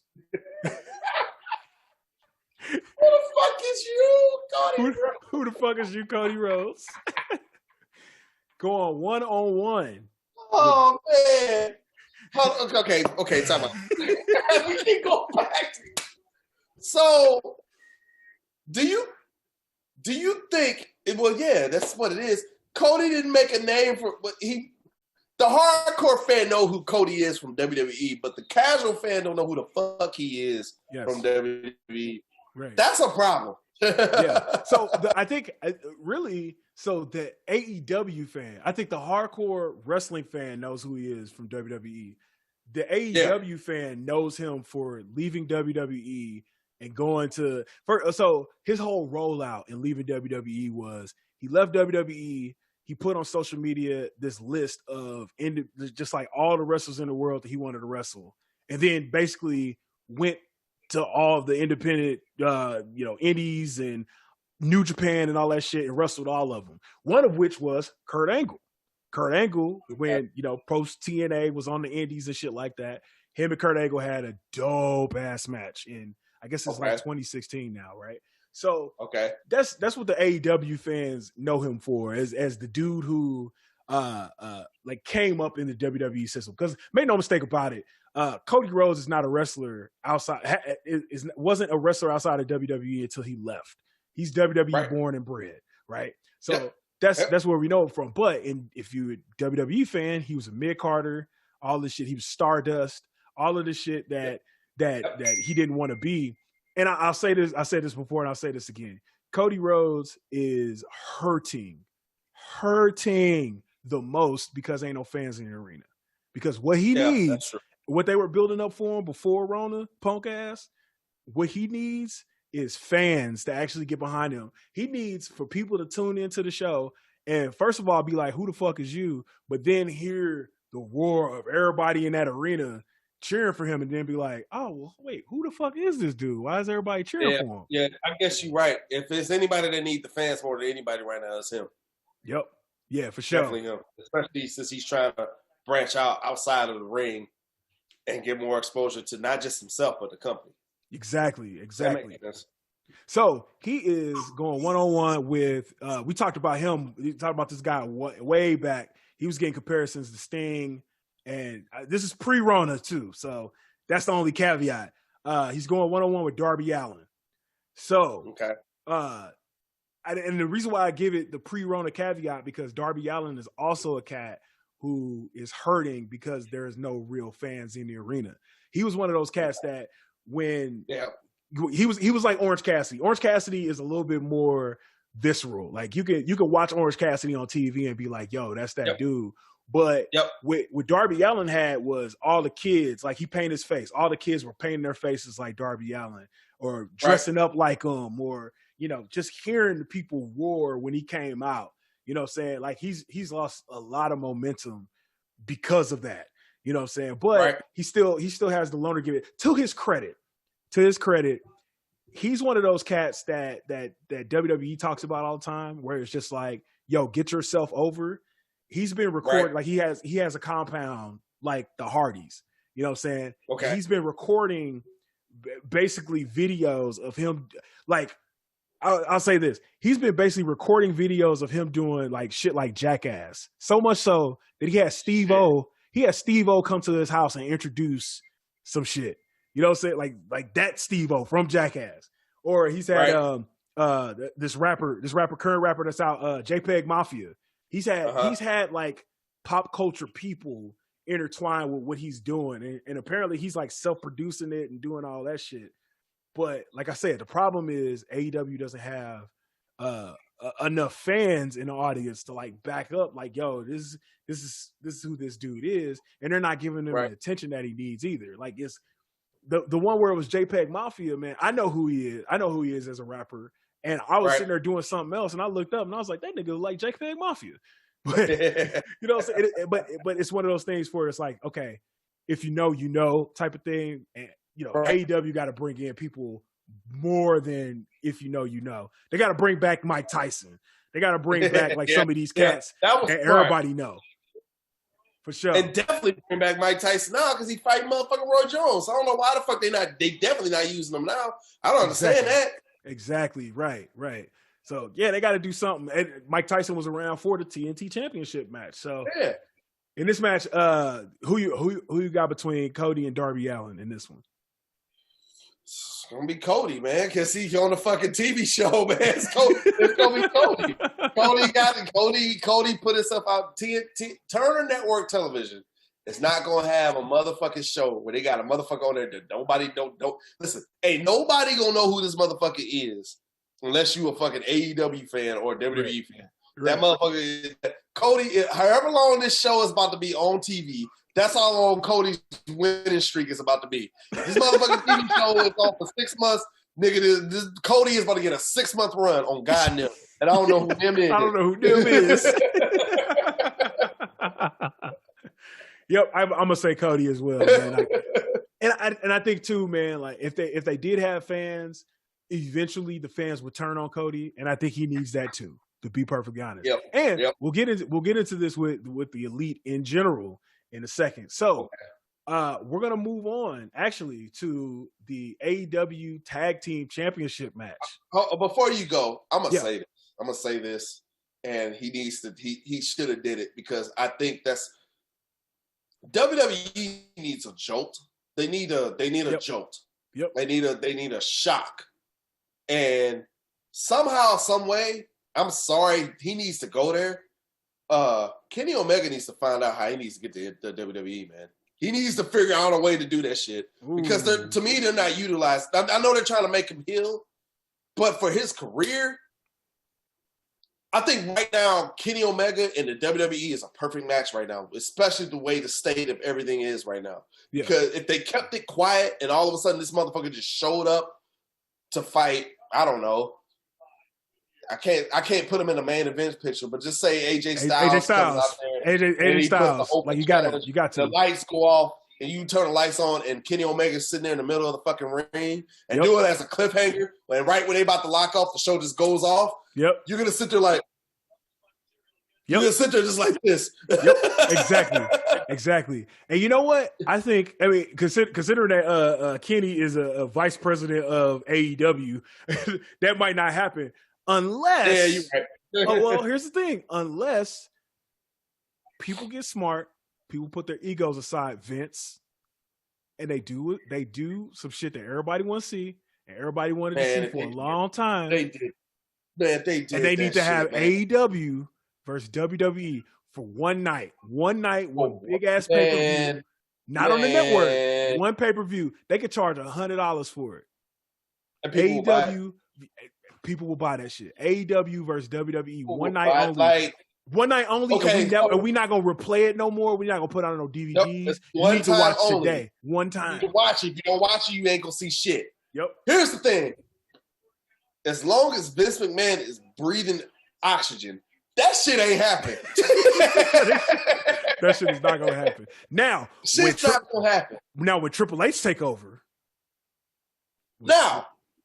Here's the thing. Yeah.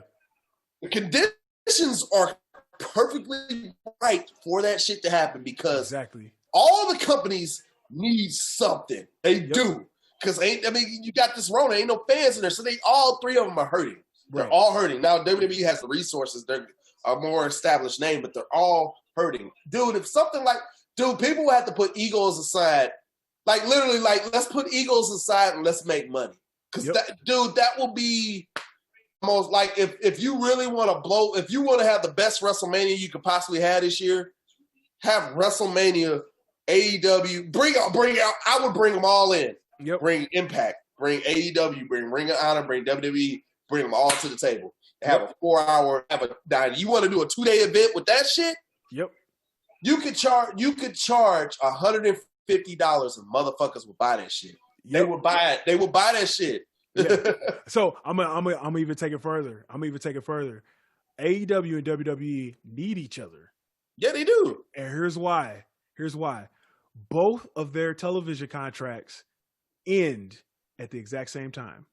Ooh. In I want to say 2022. Okay. Both of their television contracts end at the same time. Yep. You want to know how each of them gets more money from their respective networks if they're both strong. That's true. So what would make them the most strong? If they had this big ass pay-per-view where everybody fought each other, they charge $150 for that shit. Motherfucker, they will both get $1 billion. Like, that'd be the perfect way to repackage T-Bar and Retribution. Could you imagine motherfuckers with masks on came and jumped WWE stars, and the first person that pull his mask off was Cody, and the show just go off? Yep. Could you imagine that? Yep. And then you have this shit. I mean, it'll be just like the Monday Night Wars, or it'll be like the ECW invasion, where you had motherfuckers like you had Rob Van Dam. We were just talking about Rob Van Dam, where for a while they were promoting Rob Van Dam like, yo, he on WWF side. Right. You know what I'm saying? And he want to be on WWF side. He came in from ECW. He went on ECW first pay-per-view and it said he cut a promo in the middle of the ring. He was like, "Look, I'm not even on this pay-per-view. So y'all don't respect me. Y'all don't value me. Guess what? Hey, check this out, y'all. I like working Mondays." And just put the mic down and walked out. That's the difference between Rob Van Dam and Matt Riddle right there. Riddle. That's the difference between Riddle punk ass. Well, it's still better than T-Bar. It's still better than T-Bar. Still better than T-Bar. Slapjack. T-Bar. But no, man. So we'll move on to the AEW Tag Team Championship match. So we got the dream match that everybody's been waiting for the past few years. We got the cats formerly known as the Revival, FTR, or Fuck the Revival, as the cats that they're fighting them calls them. Cash Wheeler and Dax Hardwood, which I still can't believe that nigga's name is Dax Hardwood. With their manager Gully Tully Blanchard, and they are fighting Nick and Mac Jackson, the Young Bucks, for the AEW Tag Team Championships. Now, here is the stipulation. So the whole time FTR come in, everybody who knows that them and the Young Bucks are gonna fight. So FTR does this whole thing like, nah, man, we trying to be cool with y'all. Okay. Then they so the Young Bucks homies, Kenny Omega and Hangman Page, were the tag team champions at the time. Right. There's this huge intertwined storyline going on between Kenny Omega and Hangman Page, which we'll get to that in a second. With their tag team champions and FTR and the Young Bucks. So Hangman Page, right before Rona hit, or right after he lost to Chris Jericho in the first AEW championship match, he was basically like, look, man, I need to make a name for myself. I'm not trying to be down with the elite no more. I'm going to be on my own. They were like, nah, man, you should stick around. So he eventually was like, all right, bet, whatever. I'll kick with y'all still. So him and Kenny Omega team up. They end up winning the tag team championship. If in a tournament, I forgot who they actually fought in the end. They actually fought the Young Bucks at some point because they were beefing. Anyway, so they end up winning the tag team championship. What happened to Party City? I mean, not Party City. Good. I call it Party City. Party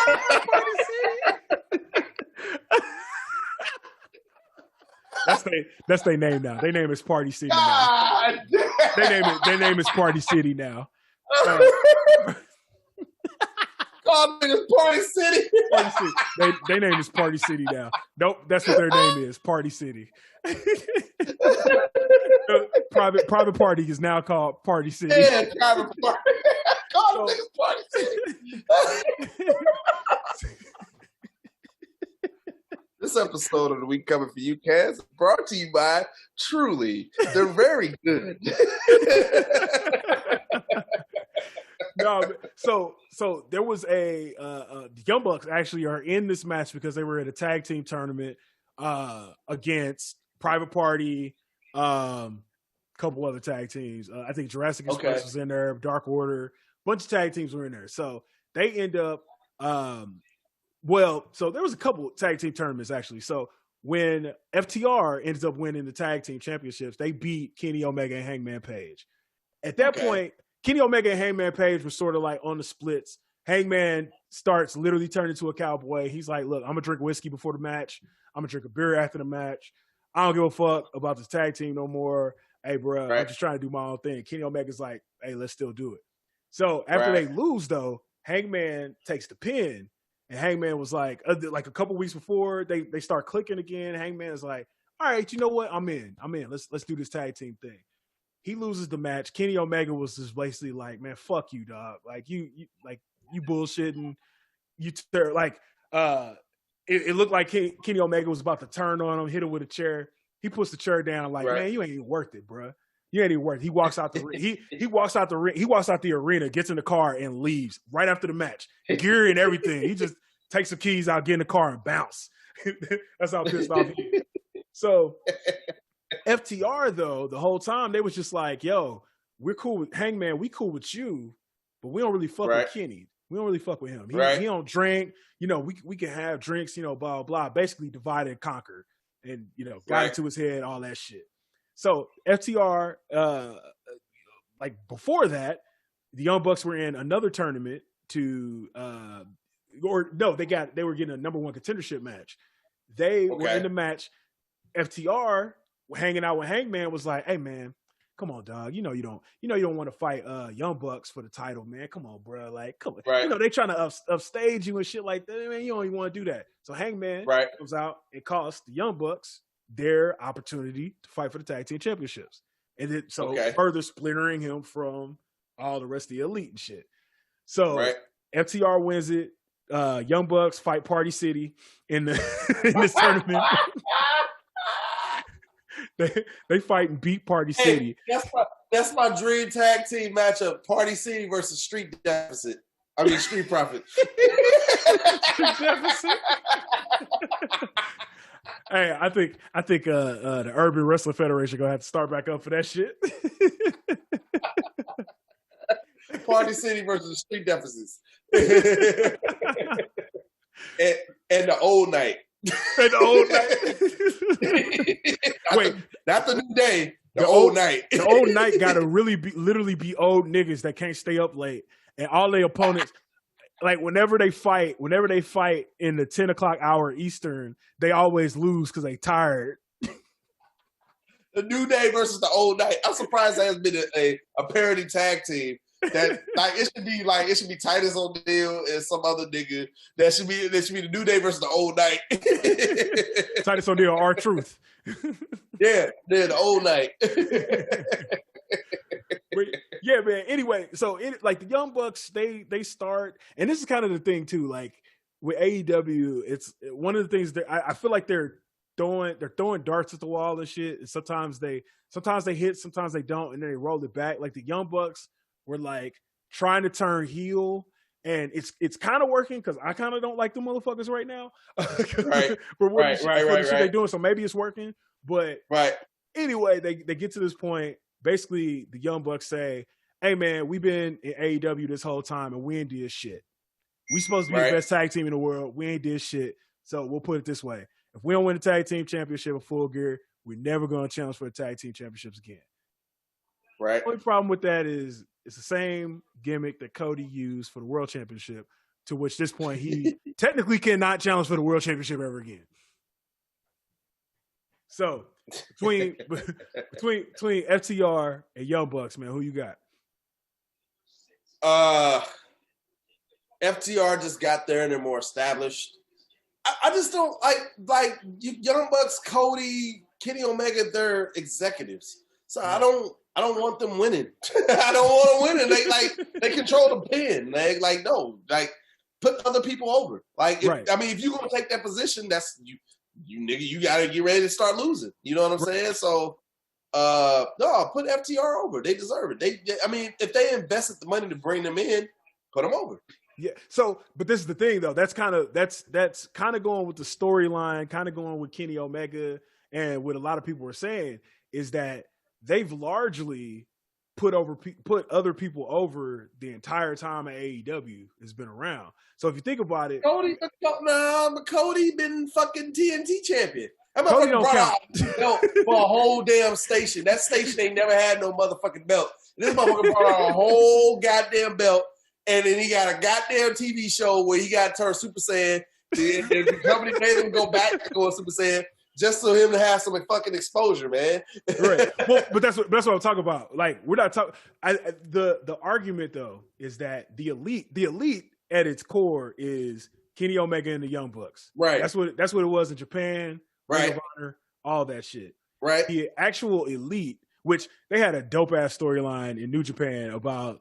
Cody and Kenny, who being the leader of Bullet Club. That was dope.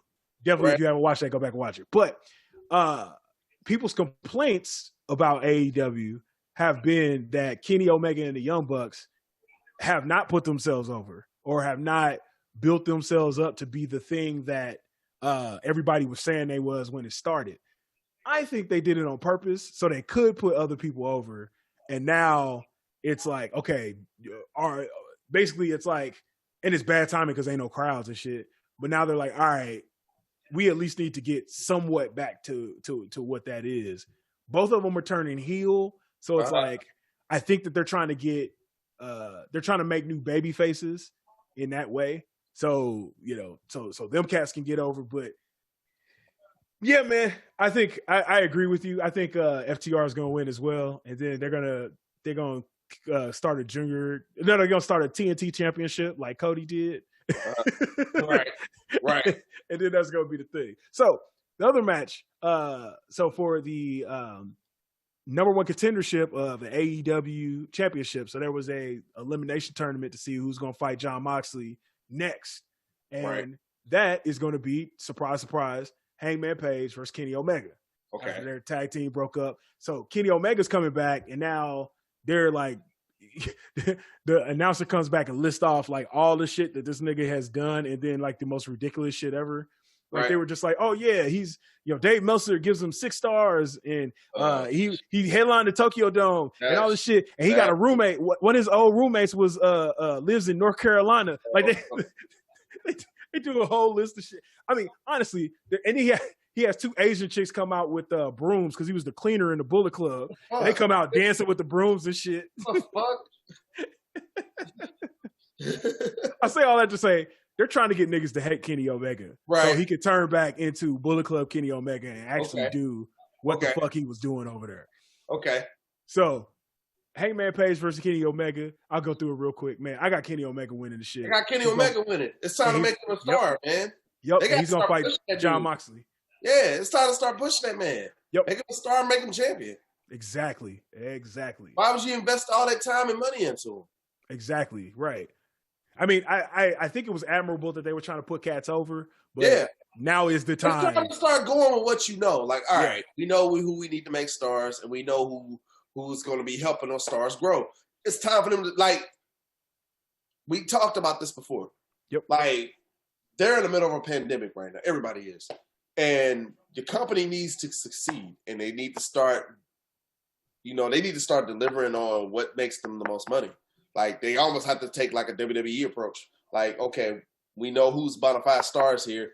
Like, we got to start making money because they couldn't have made a profit yet. They can't. Ain't no way in hell they made a profit yet. It's not possible. I don't see it. Like they're probably not gonna make a profit until the second TV deal that they get with TNT. I'm just being honest with you. So, on the third deal, because they already got a second deal. So, it's time to start pushing stars who they made investments on and get them up there and make them into stars. Like, even if it is Cody's ass, with the blonde hair going on there. Just making them more money. Like if it get more ad revenue, I don't know what the deal is with them being on the show. Right. Right. Yep. So, all right. So last two matches, I'm gonna go through them real quick so we can get up out of here. But we got Jon Moxley versus Eddie Kingston in an I Quit match. I told you that shit hard. I told you that shit hard. That's why I had that ace in my back pocket, bro. They gonna beat the shit out of each other. so the quick backstory with them. They've already fought once for the AEW World Championship. I saw that. Yes, Jon Moxley choked Eddie Kingston out.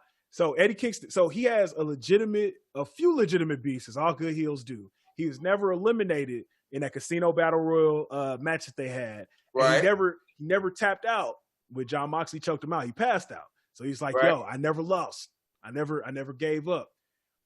But their promos to each other, basically Eddie Kingston is coming from the standpoint of, hey man, you used to be a real wrestler like the rest of us. You used to be the cat traveling the roads and putting your body on the line and shit like that. And you went up to New York to be an entertainer, and you left the rest of. He was like, we was boys. You ain't hit me up one time when you was up there being an entertainer. You left. He was like, basically, you left me to die, dude. Yeah, hey, out there, let's watch these promos between Eddie Kingston and Jon Moxley, and even Moxley's coming with it. Like, hey, bro, listen, he's like, hey, man, we gonna beat each other's ass. Right. I might win, I might not win, but you gonna get your ass whooped flat out. Yeah, this match is good. This is the match that I'm excited about here. They're gonna beat the shit out of each other. That I do know. I remember when I saw Eddie Kingston on NWA, I was like, dude, who is this? Yep. Like, one of the things I did like about NWA Power is that they gave Ricky Starks, Eddie Kingston, Thunder Rosa. They gave a lot of people time to shine on the microphone. That's how I remembered a lot of these cats. NWA Power had something going there, and I hate the fact that it, they're coming back or it went away. But they had my attention, and I hope it comes back. Even Nick Aldis, man. I was one of the most. I don't want to say I hate, man, but I didn't think it was interesting until I watched NWA Power. As soon as I was watching NWA Power, I was like, okay, this from when he came from TNA to what he is now, dude, he's phenomenal. Dude, you know that dude got his own suit collection. He has his own suits, his own fucking tailored suits. Dude, he looked like $1 million. He looks the part as a champion. Dog, he's a beast. Yeah, and you know what? We gotta. I think we're gonna see Nick Aldis on somebody's television with the NWA Championship really soon. I hope so. Really soon. Dude, this is my problem. Like, I don't understand why WWE doesn't. This is what bothers me. They rely so much on the old guard, but they don't showcase tradition. And for the life of me, I don't know why they have not done anything with NWA at all. Like, I don't get it. Like, it makes perfect sense to bring in NWA right now, man. Like, I don't know why. I don't know who's the commissioner of NWA. I don't know who owns NWA right now. Billy Corgan, old dude from Smash Group. But I don't know why they have. Since they own all the goddamn tape libraries damn near in all of professional wrestling, I'm not understanding why they haven't done anything with NWA when it's tradition. It's tradition, and I think that's what's missing in WWE. It's too much. It's a lot of sports entertainment, and it's not tradition. And I think there needs to be a harmony of the two. And if they could figure that out, I think they could be prime example, the Roman Reigns feud right now has a little bit of tradition. It's tradition. Like it's realism.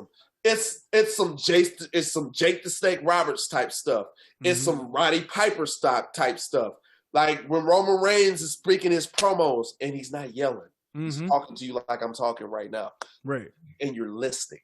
You're not you're listening to what this man has to say. This shit is working.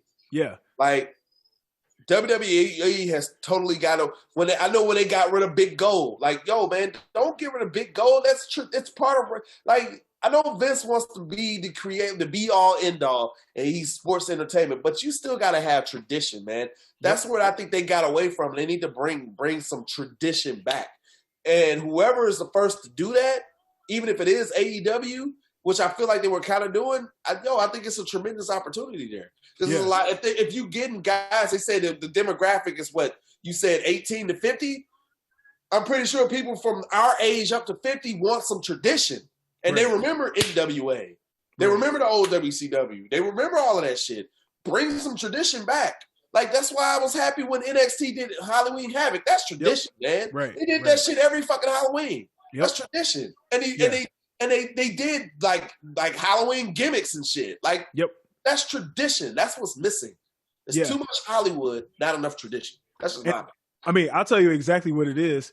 It's the fact that Vince McMahon has been trying to kill tradition since 1982. You can't do that, man. You can't. When Vince McMahon bought WWF or WWF from his dad, he was out to kill tradition. You can't flat out. That's why he killed the territories. That's why he puts everybody out of business. That's why whenever there's a new wrestling company that comes up, they are the first ones. When WCW was beating them in the ratings, when Impact was making noise, AEW now. That's why they always get in front of the shit to say, yo, they're trying to put us out of business. No, they're not. They're providing an alternative program. Think about what would happen if the NFL, when the XFL was started, was like, hey, man, them niggas trying to put us out of business. No, they're not. They can't fucking do that. Nigga, it's an alternative. You're still the top dog. But Vince's ego and his want to kill tradition. Some old school wrestler or promoter really did him wrong at some point. Somebody made him mad. And he said from that point on, fuck the NWA, fuck everybody. Crockett, fuck Smoky Mountain, fuck them as a staff, record label, and as a motherfucking crew. maybe it was the way they treated his pops. We never know. That shit exactly. Right. Yeah, I mean his pops was in the NWA. So maybe there was some crazy shit went down in NWA. They ain't do New York right, so he was like, "Look, I'm never doing none of y'all right again." Yep, and he meant that shit. Yeah, could be that shit. So last match, and then we gonna move into the award. Like I want to get to this award. I want to get to this award. Oh shit! But the last match on the card, and this is another good one. Chris Jericho versus MJF. So Chris Jericho, if MJF wins, he's allowed to join the Inner Circle. So they've done this back and forth. These motherfuckers, they of course in true Chris Jericho, it kind of reminds me of Chris Jericho and Kevin Owens, right? With the Festival of Friendship and all that shit. That shit was good too. Yes, like these motherfuckers had a whole. One week they was just like, you thought they was gonna fight, and they was like, we know what everybody want to see. Next week, you and me on Dynamite, we gonna have a steak dinner. And these niggas sat down. Sat out of the table and had a steak dinner that turned into them singing show tunes and dancing around and shit, and then getting pissed off because first of all they were just like, all right, I'm gonna have my steak well done, and the other would be like, I'm gonna have my steak medium. They're like, nah, fuck that, I'm gonna have my steak rare.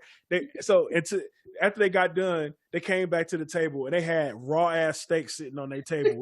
They was like, they both looked at the waitress like, bitch, this shit is I want this shit. So yeah, we got this match. Basically, the rest of the Inner Circle don't want him in there. Also, shout out to Jake Hager for winning his MMA fight. Yep, winning his MMA fight. He got his ass whooped, but he beat the other nigga ass mo. Yeah, he did. So the rest of the Inner Circle don't want him in. What division is Hager in? I think I want to say heavyweight. Are you thinking what I'm thinking? Think they let that happen? Man. if he go, I mean, UFC own Bellator, right? Don't they own? No, they own. They own Strike Force. Strike Force. Yeah. That's right. That's Strike Force. Yeah. I was gonna say if they own UFC owned it, I'm like. See, Brock is in the UFC video game. Ooh, boy. Could you imagine them advertising? It's like Dana White could be like, it's the fight where it's gonna be the shit got real. Yep, exactly. think about how not disrespectful, because wrestling deserves its disrespect. How crazy it would be if two people from different wrestling companies fought for real in a UFC ring. That shit would be crazy. And dude, I would be smart as fuck. I would have them be champions of the wrestling companies and have them actually fight. Hey, if I'm Dana White, I'll be like, bring your belts. Bring your belts. Hey, make a storyline where they're champions and have them fight for real. Bring the belts. Whoever wins bring the to belts. be all end all. Hey, if he win, he taking your belt on his show. Yeah. That would be the most epic shit. That'd be the biggest fucking flex Dana White could ever do. All right. Speaking of biggest flexes. Oh no. It's about that time. It's about that time. Rated R, could you please tell the good folks out there about the illustrious award that we're about to give out? If you've been listening to the Week Coming For You cast, you know where we're going with this. But if you haven't, we give out an illustrious award called the You Fucked Up, You Know Your Ass Is Doomed Award. How do you get said award? It's really quite simple. If you're in the realm of professional wrestling and you do some dumbass shit, we are the motherfucker to tell you about yourself.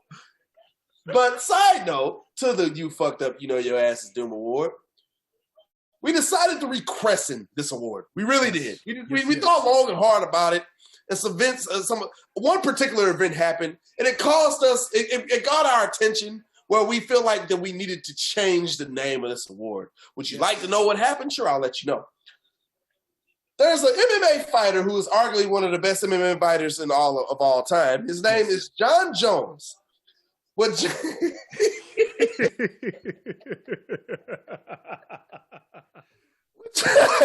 John Jones decided to do one day, I mean, we all know he's a great MMA fighter, but his track record outside the octagon, not very well. Not very good. Not very good, as what Dak would say if he win.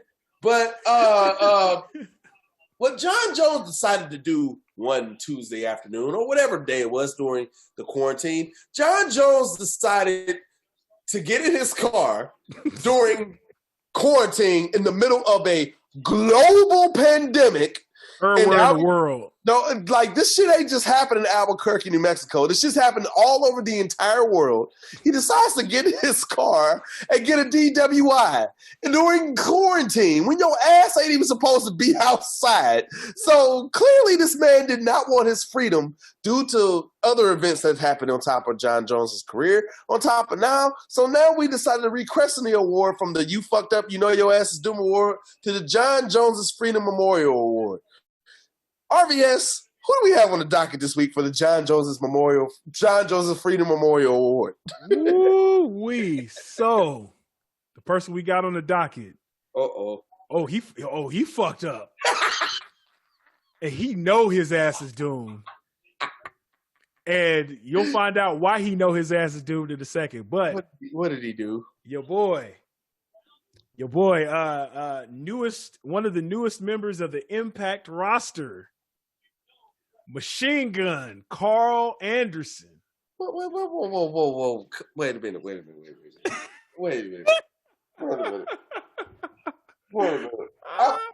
What did he do?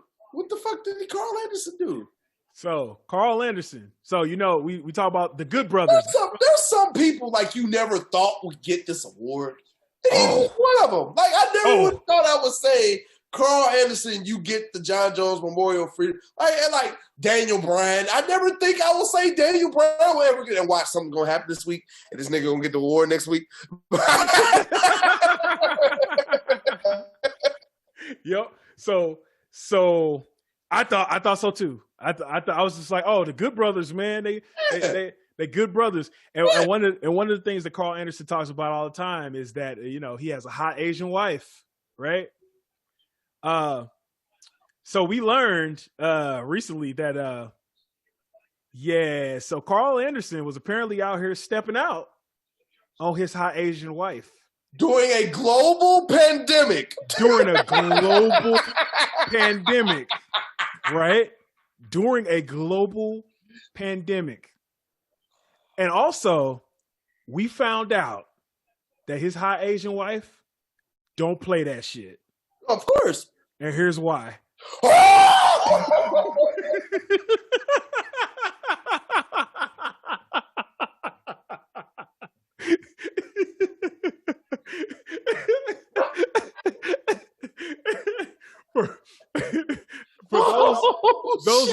For those listening,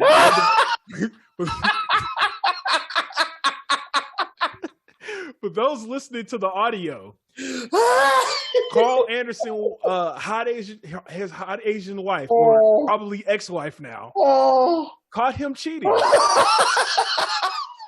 Waited until he fell asleep. Oh shit! Went in the room and then wrote "cheater, asshole, cheater, cheater" on him in Sharpie.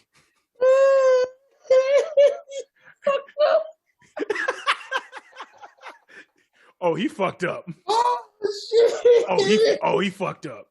He know his ass is doomed. Also, here's why he know his ass is doomed. So if I keep scrolling here, she put this on Instagram with the title, "I don't play nice." Oh shit. She don't play nice, bro. But it goes on. But wait. There's more. There's more. Here's how we know that Karl Anderson know he fucked up. She found this shit out on Halloween. Right. So not only so with your rant earlier, with people out dancing, laughing and shit. No, apparently Karl Anderson ass was out here kiki cackalacking and shit on Halloween, and that's when she took this picture and put it out there on Halloween. Oh, because his ass was drunk, passed out. Yeah, he fucked up. He fucked up and he fucked up. Yep, exactly. So here's the thing. She also put in her Instagram story, running away doesn't resolve anything. Kids haven't seen you in 2 days. Oh, man, your ego is more important than your family. Hope she was worth it. By the way, alcohol caused all this. Maybe you should get help. Let's see what true friends will. Oh. So then she takes it down. Puts it in her Instagram story. I love my kids, so if that means having to delete a post for him to come home and see our kids, I will try. The kids shouldn't have to suffer from his inappropriate actions. I got my point across, but I will blast your ass and make it known if you cheat. It continues. It continues. Right. Here's the thing. Here's also why he know his ass is doomed. She says, not only after getting caught being unfaithful, you call your wife and mother of your 4 kids a slut. You're fake as hell. The life I've dealt with all these years. My kids are huge sacrifices of my own happiness. Thought I could live through it, but I need to reevaluate my life. And she has receipts. A text message from Karl Anderson that says, why you got to get so dirty, slut.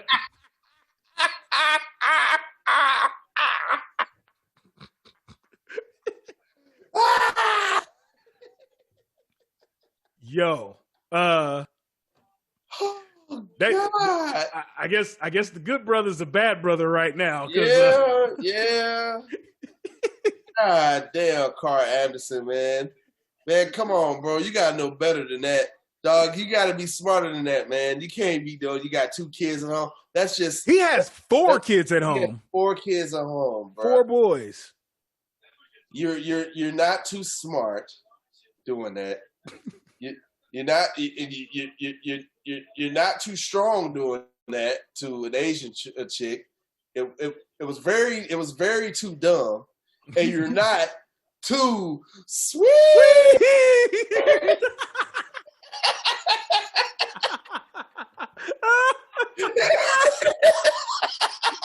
Yes. I told you I had a good one. Ward. Oh my gosh. Yes. She wrote that nigga forehead and his mouth was open.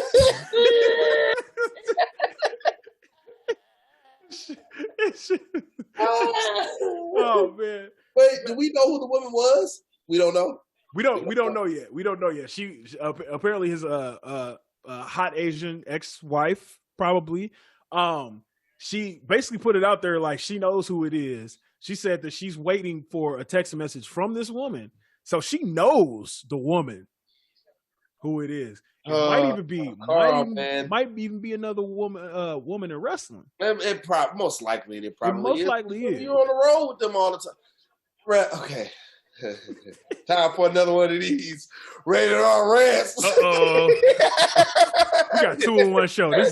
This is unprecedented, folks. Wrestlers, man.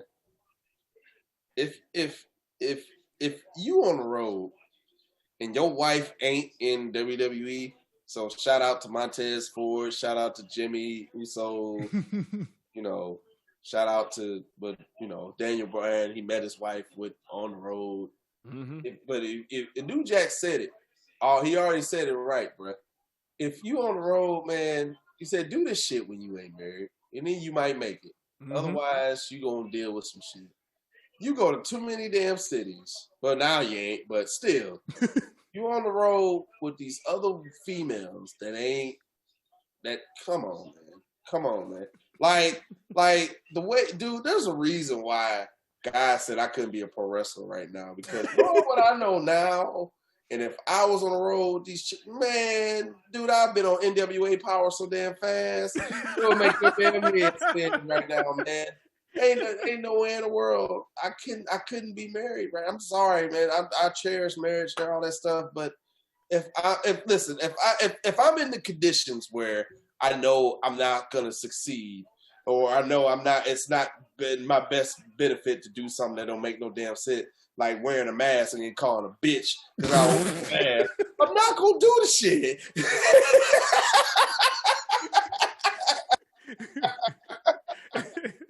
I mean, part of. I mean, you're absolutely right. Part of that shit. Part of it is, being. I'll speak for it because you can't really say it. No. I'll say it for you. No, this is what I'm gonna say. If you're married, you need to be dedicated to that shit 100%. Yeah.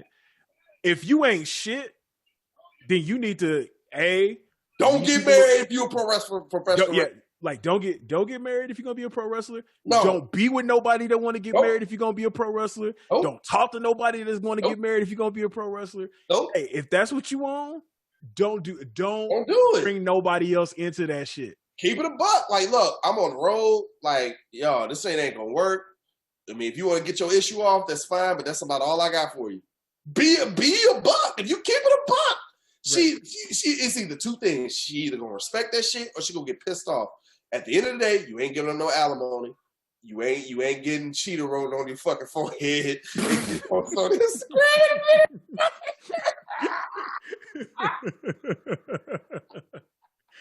the thing that gets me about it, and it was like you said, man, you never thought that he would be on there, but the thing that gets me about it is how much he talks about his wife. I mean, it's almost some fetishization shit where it's like, oh, my hot Asian wife, blah, blah. But he's talking about her all out in public, all this, and doing this on the side. And yeah, I totally see why she wrote cheater, asshole, all that shit, put it on Instagram. So here's another thing. I forgot to put this on there. But Karl Anderson has a post on his Instagram right now that basically says, hey, man, if you call yourself my friend and you liked that picture and was commenting on it laughing, then fuck you out of my life. So here's the thing. Here's the thing. If his friends were on the shit, like, hey man, like if his friends was like, nigga, you deserve that shit because you trash, bruh. He deserved that shit because he was trash. So we met Karl Anthony. Not Karl, but Karl Anderson. Karl Anderson. We met him in New York, and he brings his wife with him on the road. Well, that day he did. That day, we don't know. I don't know what to say to it because, I mean, we kind of talked to Nash about it, and Nash is Nash. Like he's smart. 100%, and I'm gonna leave it at that.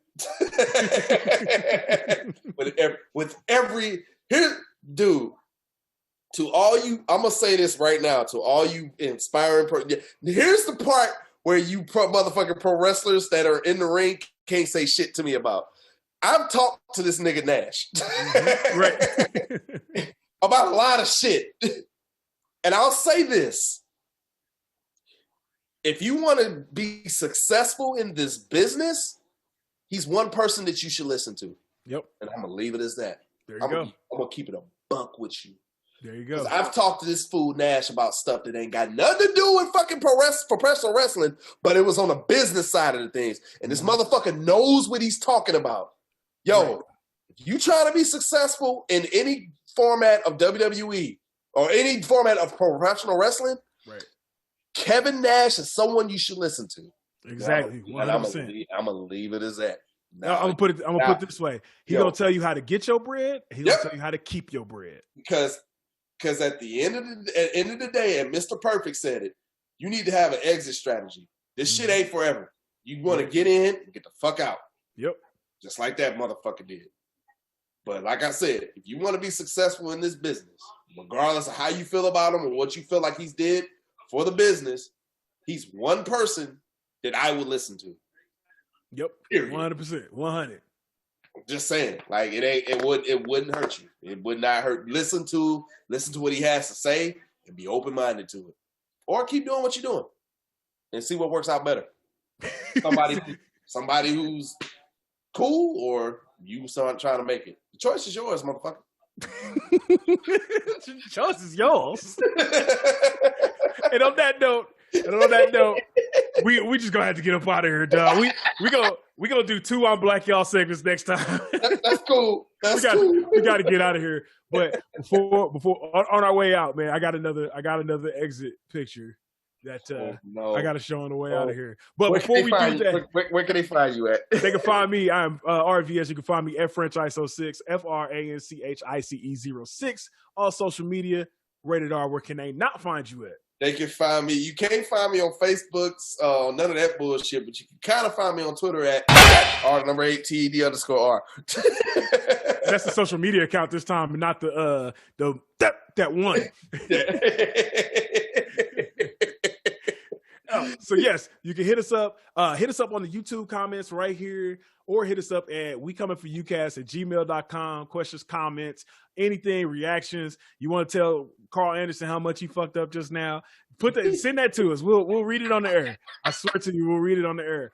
Or hit us up on our website at ProWrestlingBlack.org. That is a real website, y'all. It's not a game. It's for real. Stop playing with me. Very real website. Also, stay tuned to the rest of the shows on the SOLC network. We got some great content coming at y'all. But on our way out of here, man. So I was reading. I was looking at Reddit and I saw this article, and apparently, enemy of the show Hulk Hogan was in a newspaper in India. Oh God! And this newspaper in India was so hyped to be like, yo, Hulk Hogan's here. He's talking about he's loving India. He about to move here. But Hulk Hogan about to move to India? Come on, man. Well, I mean, on our way out. Come on, man. Don't do it. We leave you with this. Don't do it. Don't do it.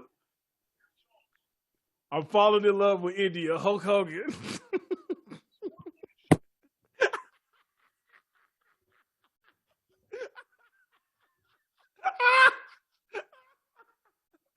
He calls us. We out. We out. You want it? You got it. You want me to get crazy? I'll get crazy. Sitting here apologizing. For what? Because I gotta fight 3 guys? 3 guys trying to kill me?